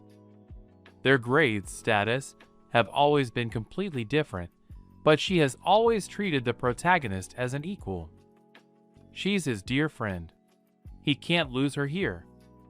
In the neighborhood of the factory, someone is desperately trying to escape from the shackles.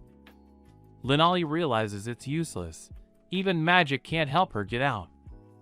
Perhaps these handcuffs are made of anti-magic stone? Ordinary people wouldn't be able to obtain such an artifact. Who is this kidnapper, she thought. A door creaked open. A mysterious character appeared. He inquired about the princess's mood.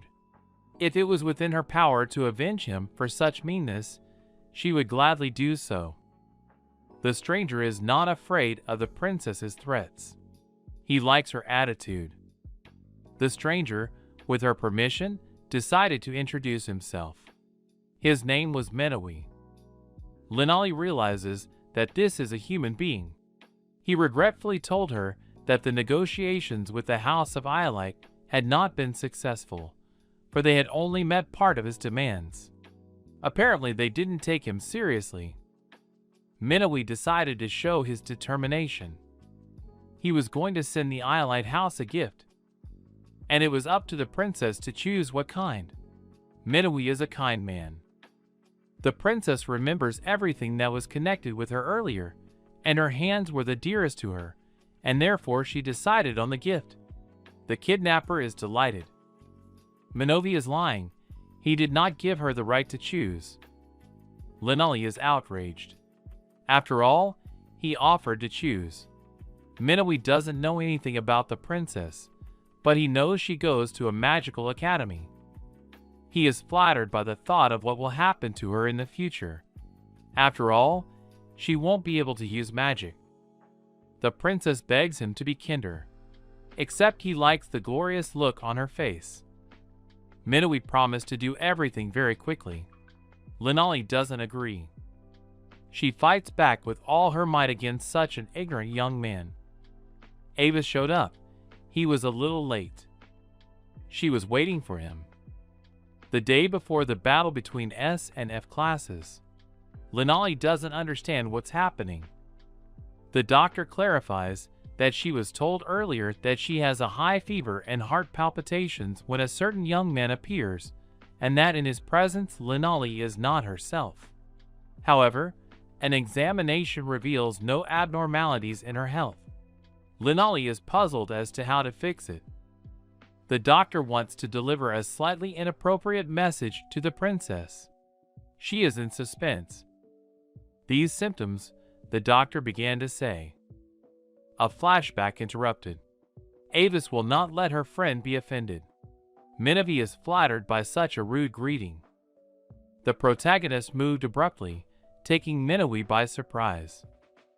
Minami doesn't have time to follow Avis' movements. The protagonist abruptly appears behind him and delivers his blow. Minami is furious. He turns around sharply and strikes back. Avis barely manages to dodge. Jumping up in the moment, he clings to a pipe near the ceiling. The protagonist was not confused and made another attack while holding on to the pipe. Minami flew to the other side of the building from this. Avis expects that to be the end of it. The kidnapper casts a spell. He doesn't give up. A huge monster appears in front of the protagonist. Apparently, it's Minami's true form. It's not like that in reality, Avis thought. It was a real demon standing in front of him. The demon confesses that he does not like to take this form, but Avis forced him to. The protagonist is puzzled. The demon didn't wait long and was the first to attack. He's fast. The demon is ruthless. Avis doesn't want to stay here forever. Meanwhile, his friends were rushing towards the factory. The factory was surrounded by the undead, preventing anyone from getting through. The monsters are flying towards the schoolchildren. Leon asks everyone not to be afraid. He summons the Great Storm and will build a wall of water. The monsters are overwhelmed. But that's not all, they will stop the attacks. The monsters are angry at the humans. It didn't take long for another wave to arrive. There were more monsters. The only right thing to do was to hide. But not everyone shared that outcome. Eve is ready to fight the hordes of monsters alone. Even the monsters don't understand what's going on with these people. One of them had to report to the Lord about what was happening, but they can't get away. Eve hasn't lost her neck. She deftly punishes all the monsters. Ainsworth gets into a conversation with the monsters. It's been a while since she's seen them. She wonders how the demon lords are doing. The monsters are shocked, for before them is the great spirit Ainsworth. One of the monsters is outraged because Ainsworth had previously punished their lord. She realizes that all these monsters are Minami's accomplices. In that case, she wanted to capture them for further interrogation. Except she was sorry to upset them. Such an outcome was impossible. Ainsworth prepared to punish the bad monsters. She knows that their Minami is fighting Avis right now, and he's much stronger than she is. The others are watching Ainsworth closely. Avis could show up at any minute, so they should clean up before he arrives. The fight between the monsters and the humans has begun. Meanwhile, the protagonist had a very difficult time. After all, the demon had great power and strength. To defeat such an opponent is not so easy. Avis threw a box of bottles in his direction. The bottles shattered. Some of them were cut by the demon. You can't beat him with this technique. The demon is vicious and merciless. A series of blows rained down on the protagonist. He flew off to the side with a huge rumble. The demon rejoices. He senses his imminent victory. He thinks the protagonist is a weakling. According to him, this was just the beginning and he shouldn't have been pissed off. Demon wants to continue. Avis doesn't want to continue this show. They are far enough away from Linalia. Minowi is at a loss. Avis asked the demon if he knew the name Blue Water. It's a liquid fuel, he explained, used while the plant was still in operation. Then a new one was discovered, and Blue Water lost its value dramatically. The protagonist stood up, shaking off his clothes. As a result, there were a lot of unsold shipments left here, he continued. The demon doesn't understand the point of the conversation. Minowi noticed that Avis didn't have a single scratch on him. The protagonist is glad the demon finally noticed this. After all, Avis is good at defense. The world moves very slowly when he manipulates time, so it's easy for him to dodge any attacks. And thanks to Minowi, the protagonist was finally able to really try out this ability. A box of matches appears in Avis' hands. The demon asks him not to do that, because the fire will hurt Avis. The protagonist only smiled. After all, that's the way it should be, he said. The match caught fire. There was an explosion. By manipulating time, the protagonist managed to evade the explosion. Now he's counting on the fact that the demon doesn't have another form in reserve. The demon is in a very bad way. Good thing the protagonist was able to dispose of it so easily. As a bonus, Avis also found a vulnerability in his own magic. He'll deal with that later. He needs to get back to Linalia as soon as possible. After all, she was waiting for him. He flew over to his friend. Linalia is worried about her savior, but he's fine. He's going to free her now, because he has the key. The protagonist catches Linalia on the fly. He's very glad she's in one piece. She apologizes for acting strange and causing so much trouble. Avis assures her that everything is fine. Linalia wants to know who the main character is in love with. He is in love, of course, with Eurissa. Even when they were poor, the protagonist was happy just from her smile alone. But why such questions? Avis inquired. Linalia smiled and said that the protagonist has a sister complex, but she is even envious. She opens up in response to Avis. She has always only liked magic. She always tried to focus only on her studies. The protagonist sees this too. But that's not all, continued her friend. It's different now, Linalia admitted. All the symptoms tell her only one thing, that it still happened, no matter how much she denied it. Avis understood her feelings. She is grateful to him for saving her. She loves Avis with all her heart. Several days had passed since they had won the competition, defeated the demons, and rescued Linalia. New F-class room. Everyone was excited. The new classroom was shining. After all, the students had done a great job this time. The rector, while patting the protagonist on the back, was saying that he realized even during the magic battle that the students in this class were capable, and this was especially true for Avis. The rector praised him and counted on him from now on. Such is the character of the head, Dorian added. Even though the rector had promised to boycott their class for truancy, he had immediately changed his mind when the royal family had increased their payments to the academy by a certain amount. It probably didn't reflect the actual scale. The protagonist wonders how much the academy's funding increased. This time the amount is the same as the Feuerbach Academy, replied the headman. But this is the largest S-rank academy, the protagonist said in surprise. Besides, the royal family has given a recommendation to the academy, Dorian added. The headman suspects that Avis and the princess are in love. After all, when they arrived, the couple were cooing like lovebirds.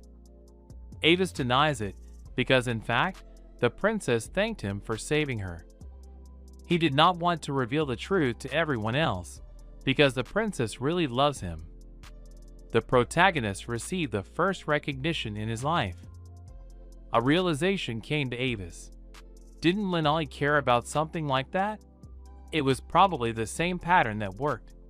When pretending to be lovers, they actually fall in love. It seems his single life is over. He's proud of himself from his past life. After all, it had finally happened. The image of his little sister appeared in front of his eyes. After the confession, the protagonist responded by saying that he was madly happy that the princess had feelings for him. Then he was interrupted by a rumble. The friends came back. They were worried about them. While the friends rejoiced that the protagonist was fine, the princess was asked to return to the royal family as soon as possible. Their gazes crossed. The princess smiled sweetly as she said goodbye. Since that day, Linali never showed up at the academy. Avis wants to explain himself to her as soon as possible. One of the classmates shrieked with joy. Princess Linali was on her way to the academy. Everyone was really looking forward to her return. The protagonist rushed to her without delay. The princess said that it had been a long time since they had seen each other. The others were wondering what they were talking about. Avis wondered if she was okay. Thanks to Avis, she doesn't have a scratch on her. That's something to be thankful for, Linali replied. Of course, it took some time to return to the academy, but her dream hasn't changed. From now on, she would focus on perfecting her magic again. That suited the protagonist. But he wants to explain himself to her for last time. The princess stopped him. It's okay. That put him in a stupor. The classmates cheer. Linali realizes it's about his little sister, and she assumes that until his little sister gets better, he can't be with anyone else. She knows he likes her as a friend, and she asks him not to take her words as a confession or an offer to date. Avis guesses that it's all just a thought out loud from the princess. Linali catches the protagonist again.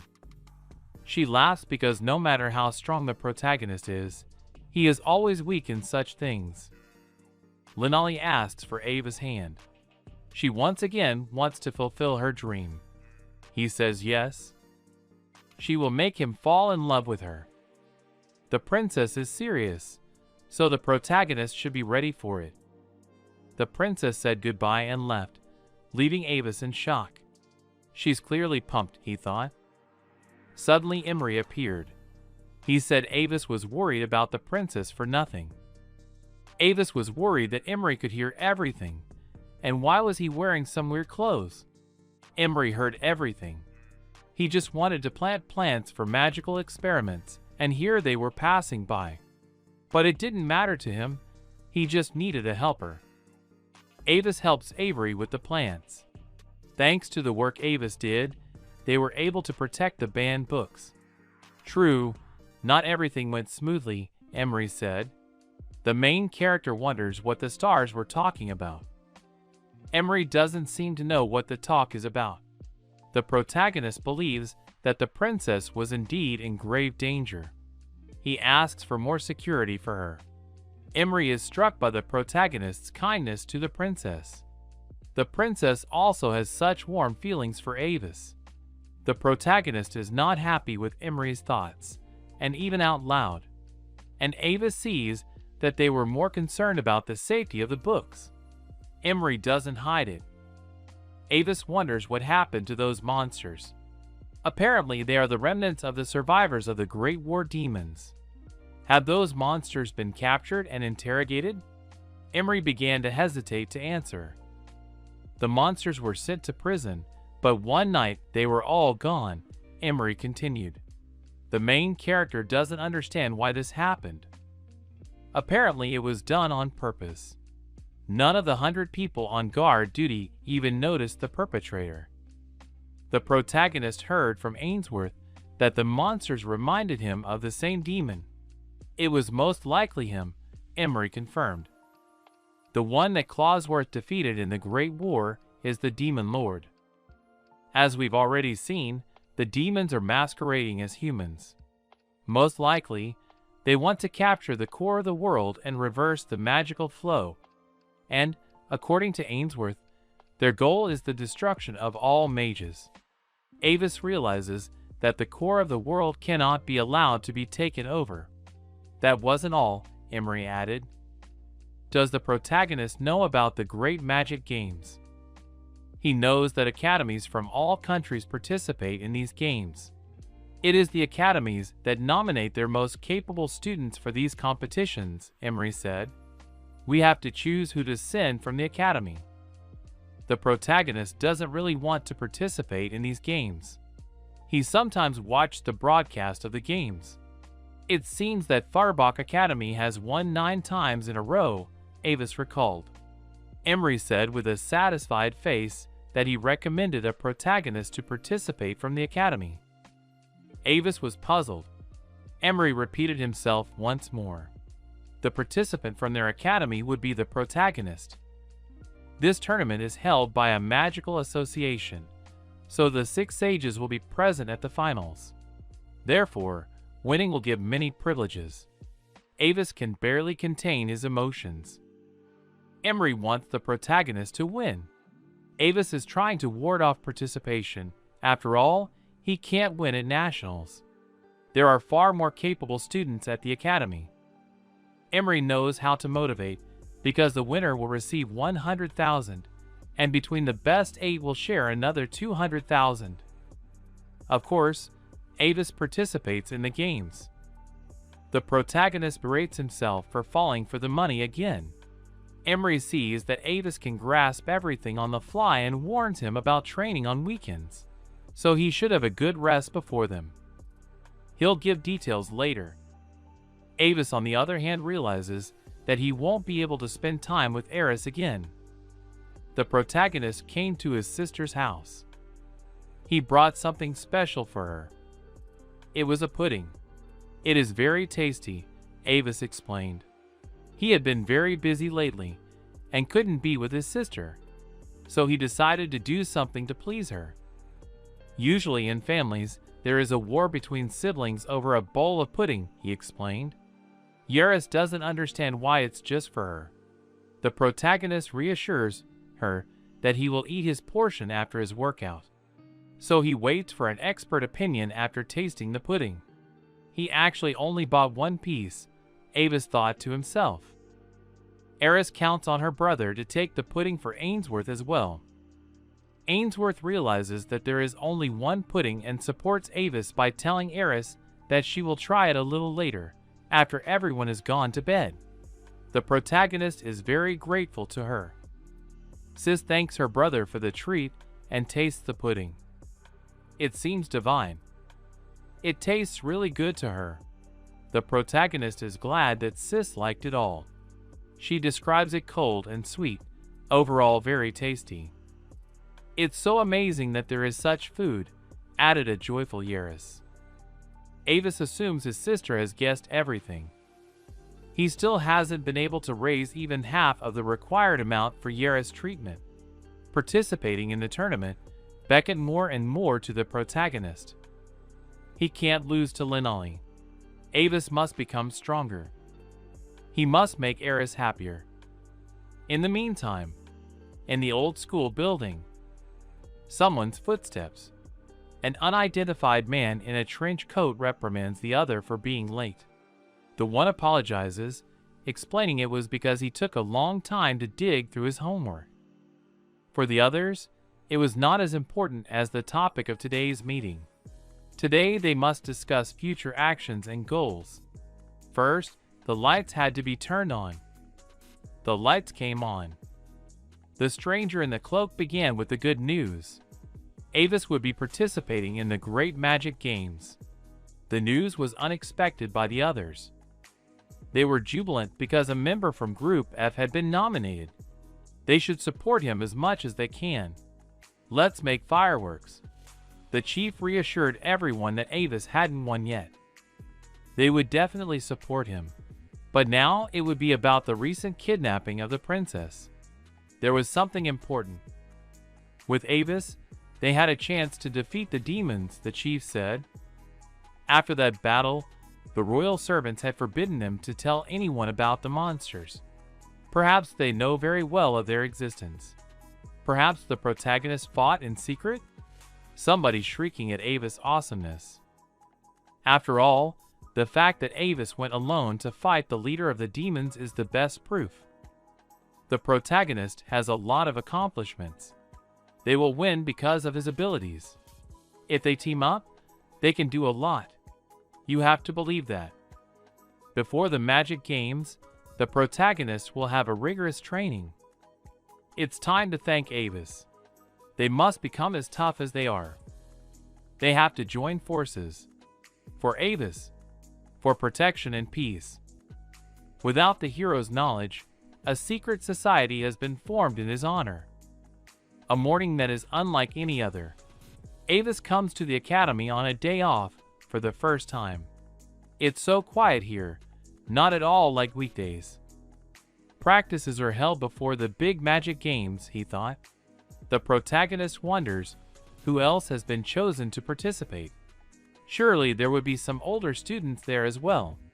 He wasn't the first. Leon was on the set. He was really looking forward to fighting together with the protagonist. Eva was also on this team. She is also excited about Avis. Someone called out to him. Wibella also wants to be noticed. Avis is looking forward to working with her again. Turns out she wasn't picked for the tournament. I mean, there's no way she wasn't picked, right? Maybe there's a mistake? I mean, it happens, but she's okay with it. That's why she decided to honor everyone with her presence, she said so confidently. The teacher did not tolerate such an outburst and immediately removed the stranger from the platform. Everyone watched in silence as Wibella was led away. Apparently, she was trying to go against the system. Avis began to speculate. There were quite a few first years here. Eva had shared that there might be 6 more, not counting them. That's a lot more than last year, Leon added. In the corner, the princess was warming up. Her gaze was blazing. The protagonist noticed it. It's understandable. She's been through a lot, and there's been family strife, so she's determined now, Avis thought. He thought it was best not to touch her now. He noticed how Leon, despite his own busyness, still keeps an eye on the other voices. He has a lot of accomplishments. Naturally, he was chosen as a member. And Eve is no match for anyone in spell power. The protagonist shouldn't be inferior to anyone either. For the sake of Yaris' bright future, the protagonist doesn't understand why there are so many first years here. The teacher calms Chloe down. She resents the fact that there are 9 people here. In her opinion, to choose at least one freshman is an exceptional case. She doesn't think it's fair. The teacher thinks it's fair to choose students by ability, regardless of year. Chloe is still not happy about it. She thinks the teacher has a biased attitude towards high school students. After all, he used to be the head of the first-year S group. Everyone is shocked by this turn of events. The teacher wants to know what Chloe is trying to say. The student's success also affects the teacher's reputation. That's why the head decided to put so many first years here, Chloe added. Because of this, the 3rd graders missed their last chance to feel. Chloe did not have time to finish her sentence. The teacher interrupted her. Chloe was clearly overreacting, but the teacher remained calm. He suggests we do the following. Avis has a bad feeling about this. The teacher suggests a match between the first years and the 2nd and 3rd years. He'll see who wins. Chloe obviously did not expect such a turn.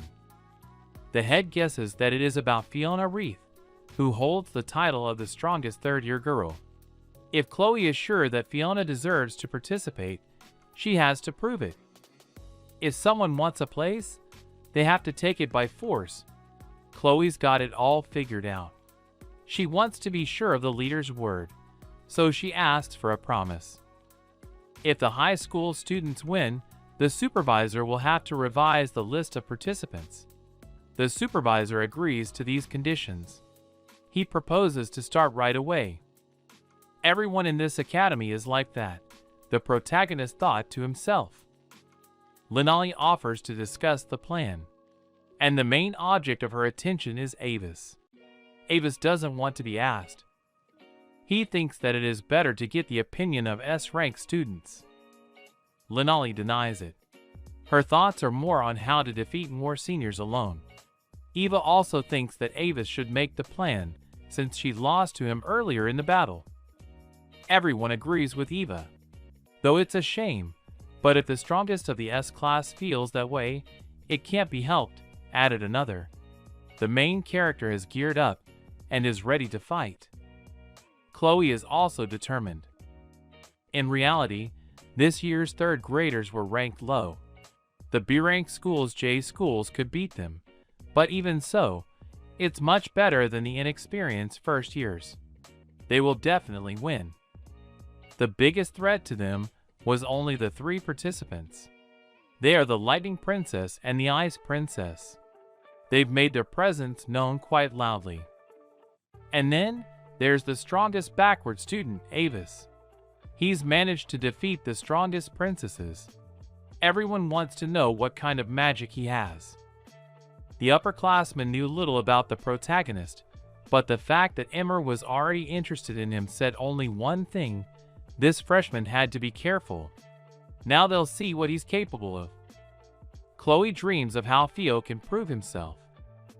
The teacher checks in with all the groups. The rules are the same as the class competition. Those who can defeat the opposing team captain will win. When critical damage is dealt, a displacement device is triggered, so everyone can be calm, the leader explained.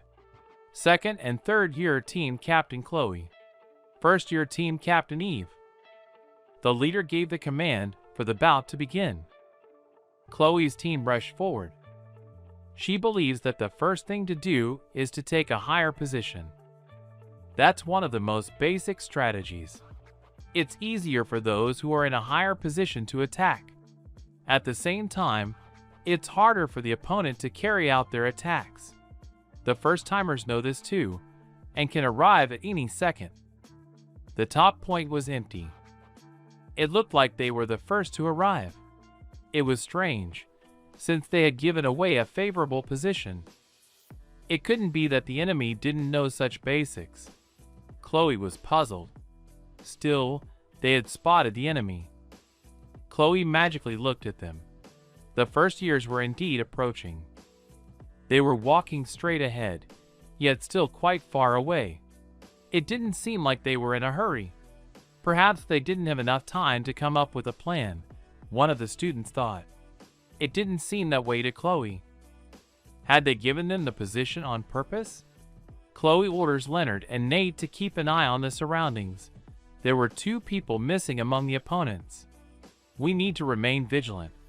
Nate doubts that they can be so quickly bypassed from the back. Chloe allows even this option and asks them to be on guard. Suddenly, there is a noise. Everyone flies apart. A block of ice has crashed next to them. Chloe doesn't understand how they could be attacked from such a long distance. Even an ice princess can't master such techniques. She understands now. If the attack doesn't reach, you can use something else to make it reach. Like the wind. Eve is jubilant. Such an attack will confuse the enemy. The first part of the plan has been successfully executed.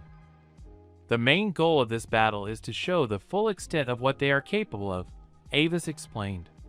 Therefore, they must win without taking the high ground. The opposing team will aim to occupy the hill first. They would not prevent them from doing so.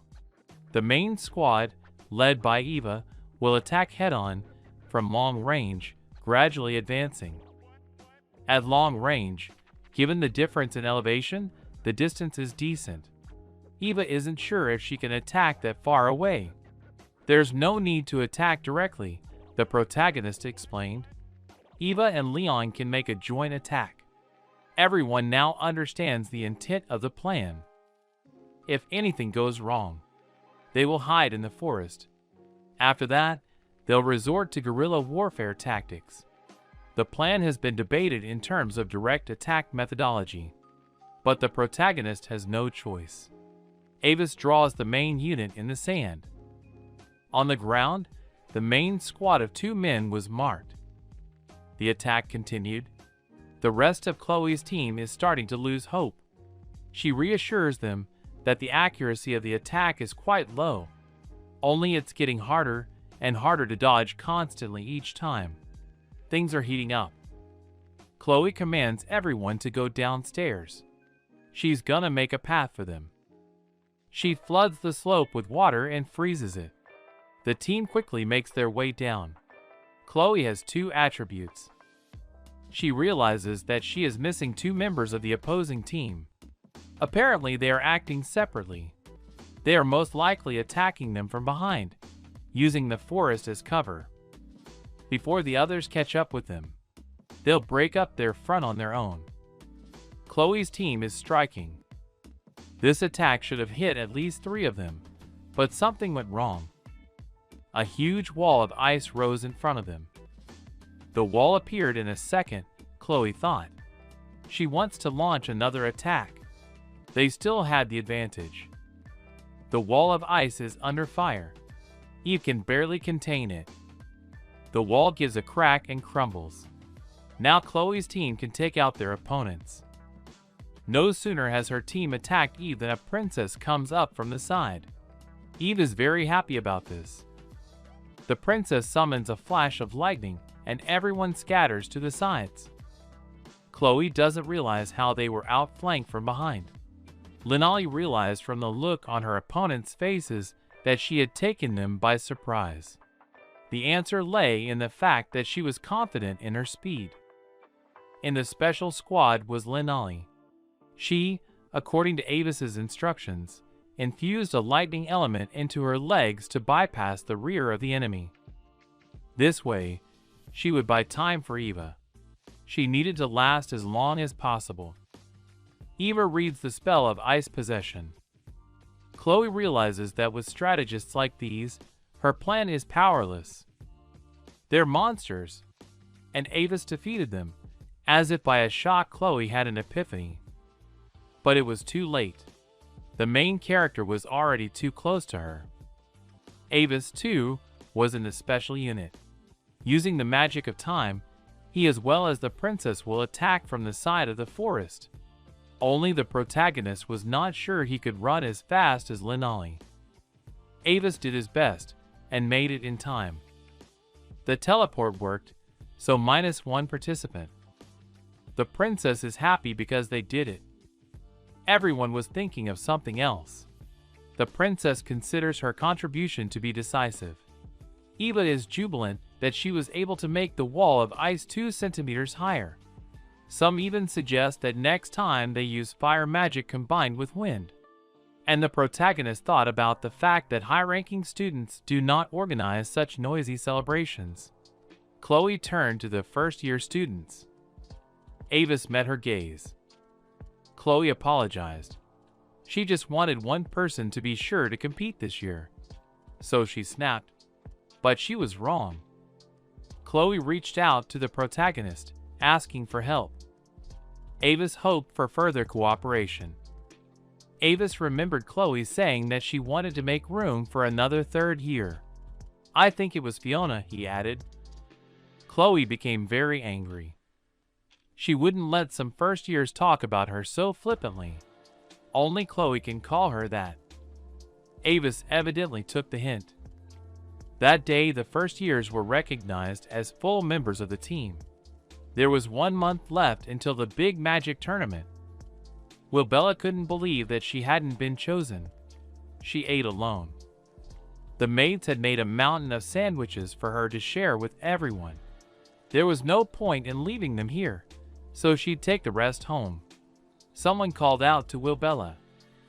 Suddenly, she was surrounded by more mysterious cloaked figures. If this was a kidnapping, they were clearly in the wrong place. The stranger reassured her that their organization didn't specialize in such things. They were here to ask her for a favor. I think Wilbella realized who it was. It's been a few days since the battle between the freshmen and seniors. The royal capital, The day of the draw. There were a lot of students gathered in the spacious hall. It looked impressive. Such a lavish celebration. It was immediately obvious that the best schools in the country had gathered here.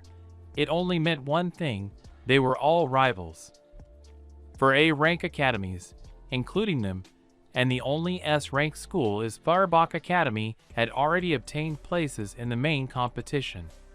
The other schools were less fortunate. They got here after passing the regional qualifying round. They would still have to fight for a spot in the tournament many times over, Leon explained. This will affect the reputation of the academies, so many are prepared to do anything. They won't give up so easily. Avis noticed that. And since their academy is also participating, they will have to try hard too. Leon showed the daily newspaper of the Magic tournament. During the tournament, it publishes each school's combat strength ranking. Leon was holding the most recent issue. Avis wants to see what's in it too. In first place right now is Feuerbach Academy. Before the protagonist could finish his sentence, they were distracted by Chloe. She was looking for them to inform them about the upcoming draw. She also wanted to introduce them to someone. It was Fiona. She greeted everyone. She saw the very first years about whom so many rumors had been circulating. She apologized for not introducing herself earlier. She had so much to do that she even managed to come to practice to meet everyone. Avis says it's okay. Chloe has told him a lot about her. He's happy to meet her. Chloe doesn't want them to be that close to each other. She asks them to keep a distance of at least 1.5 meters. Also not to make eye contact or make eye contact. If it's clear, they should separate. It was unexpected for the protagonist, but there's no way out. Fiona is ready to answer any questions. Now the protagonist met the best student of the academy. He imagined her a little differently. Fiona is trying to calm her friend down. Next contestant, Granvalia Academy. Whoever draws the lot has been asked to come up on stage. Fiona's up. Granvalia Academy gets number 9B. Everyone's in shock. Everyone's doubting whether they can do it. After all, 9B is Rosenthal. Someone brought up the spring tournament situation. Granvalia lost to a B-ranked school, Rosenthal, in a landslide. Now, it was possible that the A-ranked academy might fail in the first round of the competition. Aside from Fiona, the other third-ranked students were incapable of anything. But even so, if Fiona studied at Feuerbach, she wouldn't get a place in the tournament. Perhaps it's time to relegate Granvalia to the B rank? The stakes are high, because it would affect the academy's reputation. Fiona apologizes to the guys, because according to her, she drew the worst lot. Only the others think otherwise. They'll win if they try. That calms Fiona down. She wants everyone to practice together until the tournament starts. She was very worried, but it's okay. Avis asks Leon about Rosenthal. According to the table, he is in 7th place, but the protagonist's team is only in 13th place. Plus, they lost to them at the spring tournament. It's not a pleasant opponent. They seem to be in trouble. The ranks have never fallen this low in the rankings before. Leon wonders if the seniors have seen the paper. They probably don't even realize that they can at a place like this. Apparently, they don't know about it yet. The protagonist and Leon decide to keep this information a secret. Well, it seems they've failed, because someone overheard them. Avis is trying to figure out whose voice he heard. I think it was the girls from F class. Leon hurries the protagonist, because they might miss the train. A few days later, the big magic tournament, Granvalia versus Rosenthal. The magic testing ground of the royal capital. Waiting room. The teacher checks to make sure everyone is assembled. He begins to announce the participants. There are 15 participants in the match. The first years are the first to participate. Linali, Leon and Eva, as well as another name is called out, and it's Avis. It was a surprise to the protagonist. The teacher continued to read out the lists. Avis couldn't even dream of such a thing at his previous school. The further they advance in the tournament, the closer his goal will be. He wants to raise money for Eris's operation. Fiona has been appointed team captain. Those who weren't picked for the tournament were asked to support their team in whatever way they can. The teacher has gone to get tea. Fiona gets everyone in the mood before the match. An uninvited guest appears in the room. A guy with glasses greeted the students of Granvalia. It was Rosenthal's team captain. Fiona recognized him immediately. They had met earlier at the fall tournament. It was a pleasure for him to do business with them. After all, it was a beautiful victory. Fiona was glad that her opponent was in good spirits, but it was still unknown how things would turn out today. Captain Rosenthal suggested looking at the newspaper. Offense C, Defense B, Formation S, Individual Ability S, Understanding Strategy S. He quoted the data from the paper. He doesn't think they are a bad team, but clearly not up to the A rank. Most importantly, the offensive level and individual abilities leave a lot to be desired. They may have good tactical abilities, but their execution is clearly lame. He laughs at the opposing team's combat rating. Their ranking is 13th. This was unexpected news for Granvalia's team. Captain Rosenthal considered this competition a rematch and suggested that everyone give it their best. He shook Fiona's hand and left. Things are very bad for the Granvalia team. If they lose now, they'd better not show their faces in public anymore. Leon was right.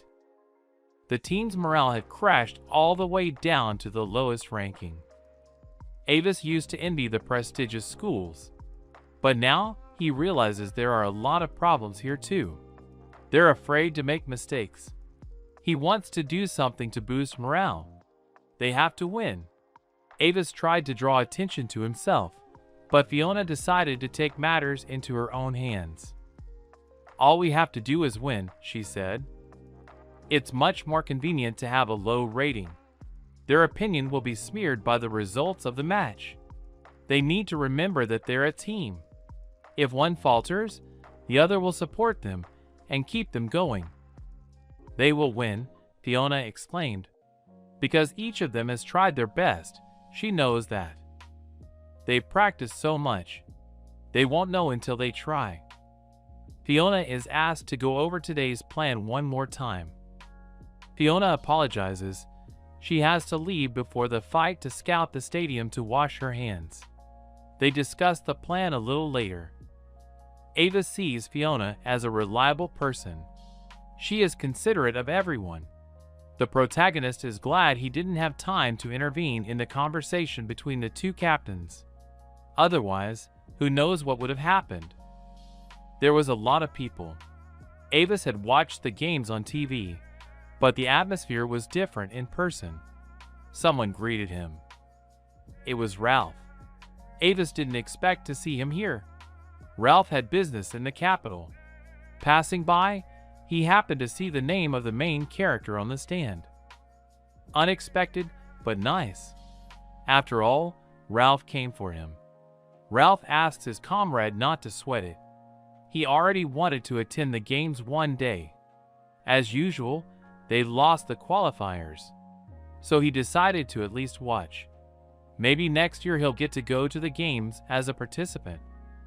Gale had finally stopped acting like a king, Ralph added. The atmosphere at the academy had changed. That was unexpected news to Avis. Gale is good at magic, so maybe they'll even have a chance. Ralph wondered how Avis had gotten on the A-ranked team. The protagonist with a serious face replied to his comrade that he, with his wit and talent, was as necessary to them as a full fish grill set for breakfast. Ralph quickly laid siege to him. After all, he missed the ramblings of the protagonist. They announced the start of the match between Rosenville and Granvalia. The contestants are asked to go to their positions. Ralph is surprised at this turn of events. He asks not to embarrass his friend. Avis was happy to see him. Ralph asked him to take care of Eris and wished him to earn more money. The protagonist waved at him. Ralph gave the protagonist a boost of confidence. On the way back, he started looking for Fiona and found her. She didn't seem to be well. She was sitting at the wash basin wiping her face. She realized that Avis had seen everything. She asks him not to tell the others. Avis gives his word. The protagonist has noticed for a long time that Fiona is stormy.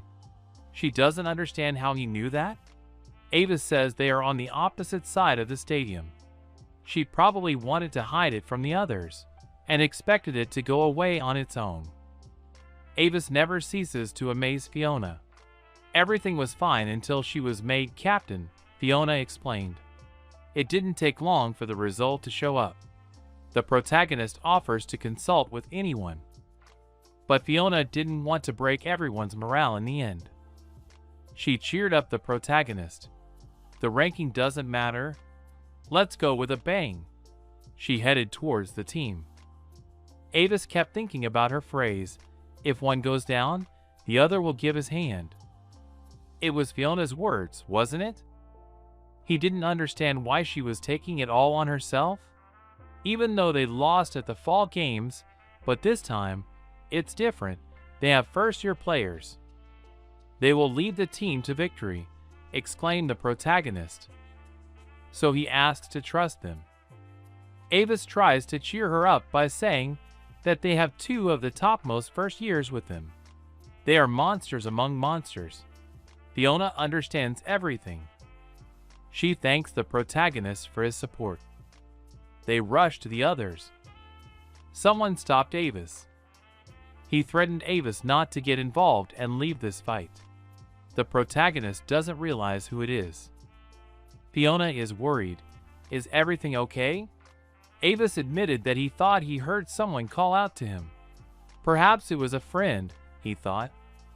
It reminded him more of the voice of a certain student from F class. Fiona thought the student had come to cheer for them. But then they'd show up with the whole crowd, Avis replied. That voice had been there during the draw too.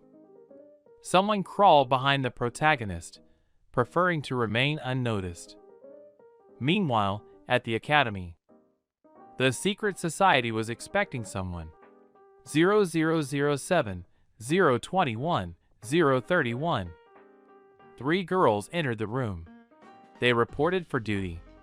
The magical camouflage worked perfectly. They went unnoticed. However, during the draw, the fan club girls almost exposed themselves. While observing the object, 031 raised her voice, another said. The chief is not here. After all, he asked everyone to strengthen their will before the competition. 031 apologized. She would try harder next time. The head calmed down, because the effectiveness of the disguise was confirmed in practice. The head requests the situation from 006. Everything is going smoothly, she reports. The supply of the latest magical weapons, the purchase of fiber to create suits, the construction of a secret underground base, continued without stopping the masked girl. Thanks to the participation of the F-grade students' families, even the interior of the base was completed. The prepared weapons and equipment have been shipped, and the combat efficiency has been raised to 170% of the original. They are doing their best no matter what. The chapter is interested in the newest weapon against demons. The weapon was in the final stages of development. According to the reports, it will be even more powerful than expected, the masked girl replied. The head was very surprised by the results of the work. It was a credit to the second. Wilbella was amazed that Lenali's kidnapping had pushed everyone to create such an organization. She took one look at the head of the secret organization. It's only F-class, she assumed. 0001 grabbed his forehead. He guessed what gave him away.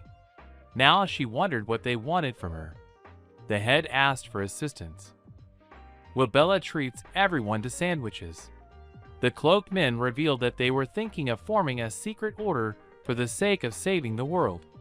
An organization that would secretly exterminate the demons they had encountered earlier. Wibella wants to know why they came to her in the first place. The masked man continued. He was uncomfortable saying this, but although their families were of the upper class, the means available to them were severely limited. Besides, there are also those who keep it a secret from their families. Wibella realized that they needed a sponsor. Really, in that case, anyone could fit. The head didn't see it that way. He told her directly that she was the daughter of First Strawberry, one of the 3 pillars of the World Oligarchic Group. She was surprised to learn such information. No dark nook and cranny of this world would be hidden from the eyes of a secret organization. Of course, it was a random information received from Doran's father, who had crossed paths with Wibella's father on the job. The most important thing was Wibella's abilities, the head stated. He started talking about what a wise, charming, and beautiful lady she is. He believes that only her incomparable charm can guide them to the right path and open the door to a bright future. Besides, if she decides to join them, he continued, then she will be ranked 002. Even just being called second. Second equals the right hand of the leader. A great and incomparable trump card, in Doran's opinion. Wibella was delighted with this pitch. She agrees. They can't believe they'll have financial backing now. Someone suggested asking the parents first.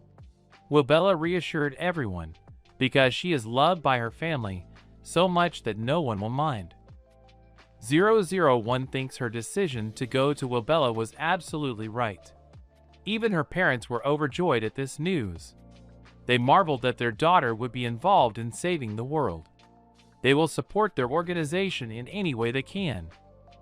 Wibella believes that any issue is quite solvable, and since her family owns such a large magical steel and materials company, even building one base can be considered a trivial matter. The head thanks her. It was more than enough for now. 007 faints when he sees their organization's balance sheet in the bank. Wibella wondered at the name of the secret organization.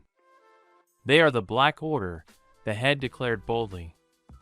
They fight in the name of Avis, who saved them. A band of badass bigwigs. Something hidden in the shadows, inexorably gaining momentum. Unbeknownst to him, Avis has become the top of a secret organization. A group of students are rushing through the forest. The head of the group is desperate. He doesn't understand where they miscalculated. After all, the information they gathered was perfect. Let's go back a little bit. The match between Rosenthal and Granville High School. A few seconds into the match, Rosenthal is surging ahead. They decided to split into 3 groups to defeat their opponent. Alpha Squad is going into the grove on the right. The Beta Squad went to the left. The rest of them went head-on. In companies of 5, they were going to smash their opponents one by one. The principle, as before, was simple. The one who could capture the enemy captain the fastest would win. The team captain was very eager to face Fiona. After all, she was the strongest in Granville. He didn't consider the others at all. The team dispersed in the directions indicated. He wants to happily show Fiona a repeat of their spring disgrace. Captain Rosenthal had information on everyone involved in the big games in his hands. They had studied everything, down to the smallest detail of their daily lives. A more complete dossier could not be found. 4 of the 15 players had been replaced by first-timers. In his opinion, it wasn't a bad attempt to put up a tiny resistance to the kings of information warfare. Their efforts will be in vain, thought the captain. Even with a couple of dark horses, a team where more than half of the members are weak has no chance of winning, he thought, already envisioning victory. Suddenly someone called out to the captain. The news of the Alpha team defeating the first opponent caressed his ears. He praised the team and wished them to keep it up until they find Fiona. The captain realizes that it's too early for him to rejoice. He'll savor the moment later, watching Fiona's face when they blow dry. Alpha has reported the discovery of a first mate. They're picking up a good pace, the captain thought, but something made him uneasy. Sharp interference. Alpha team is not making contact. Walking between the defeated opponents, Rosenthal's contestant, slightly saddened by his easy victory over Team Alpha. This contestant is named Linali. She's disappointed that she was able to handle 5 contestants alone. Captain Rosenthal only saw the 5 poles teleporting to safety. What he saw shocked him. Beta's team came on the line. She was asking for help. There was no way for them to escape. Isn't she a rank 6? It's so cold. The connection to Beta is down. Eve froze everyone. Her gaze was as cold as her magic. Now Captain Rosenthal was in complete shock at what was happening. After all, the strongest among them was Fiona? Who was this first year then? How strong do you have to be to overpower so many first-year seniors? And then it hit him. He realized that there was only one freshman to blame for all of this. But there was no information on him. The captain was called again. The captain was clearly nervous. There was one member missing from the 5-man team. The assistant reported with fear in her voice. The captain nervously took it as a joke. But there were indeed fewer of them. Sounds began to come from everywhere. Something was moving with inhuman speed. The captain ordered a tactical retreat, and they started to get away as fast as they could. How could this happen? Thought the captain in the moment, because their data was perfect. The thought of losing visited his head. They had worked so hard preparing for the games. Apparently it had been for nothing. Someone clapped the captain on the shoulder, and a foreign voice was heard. Avis searched for him. It was time for revenge for the spring games. The protagonist smiled sweetly. The captain is furious that some freshman did all this. He doesn't want to lose. But it was too late. Another pole went up in the sky. No one could believe that Captain Rosenthal had been defeated. The match is over. The Granville team has won. Ralph is very happy for his friend. Avis is happy that the first match is theirs. Rest room. Fiona. They won. They can still fight together. Avis is excited about that too. Fiona is amazed at how well the first years have performed. She doesn't know how to thank them.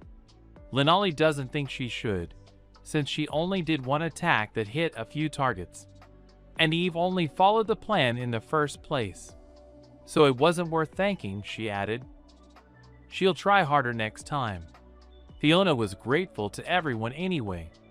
Avis reassured Fiona. He told her that Linali was the kind of person who reveled in the fact of winning, so she wasn't even worth worrying about. And Eve just doesn't know how to get close to people, but she doesn't mind when someone tries to get close to her. Avis suggested we just try to do it. Fiona called Eve. She had never seen anyone so skillful with strong elemental spells before. Fiona thought Eve was amazing. Eve seemed to think about what she said. Fiona thought she had upset Eve. But Avis doesn't think so, because Eva is very shy and probably needs time to respond. Eve has something to say. She says thank you.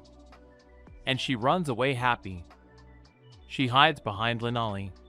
Linali didn't see that coming. You can't hide behind people all of a sudden.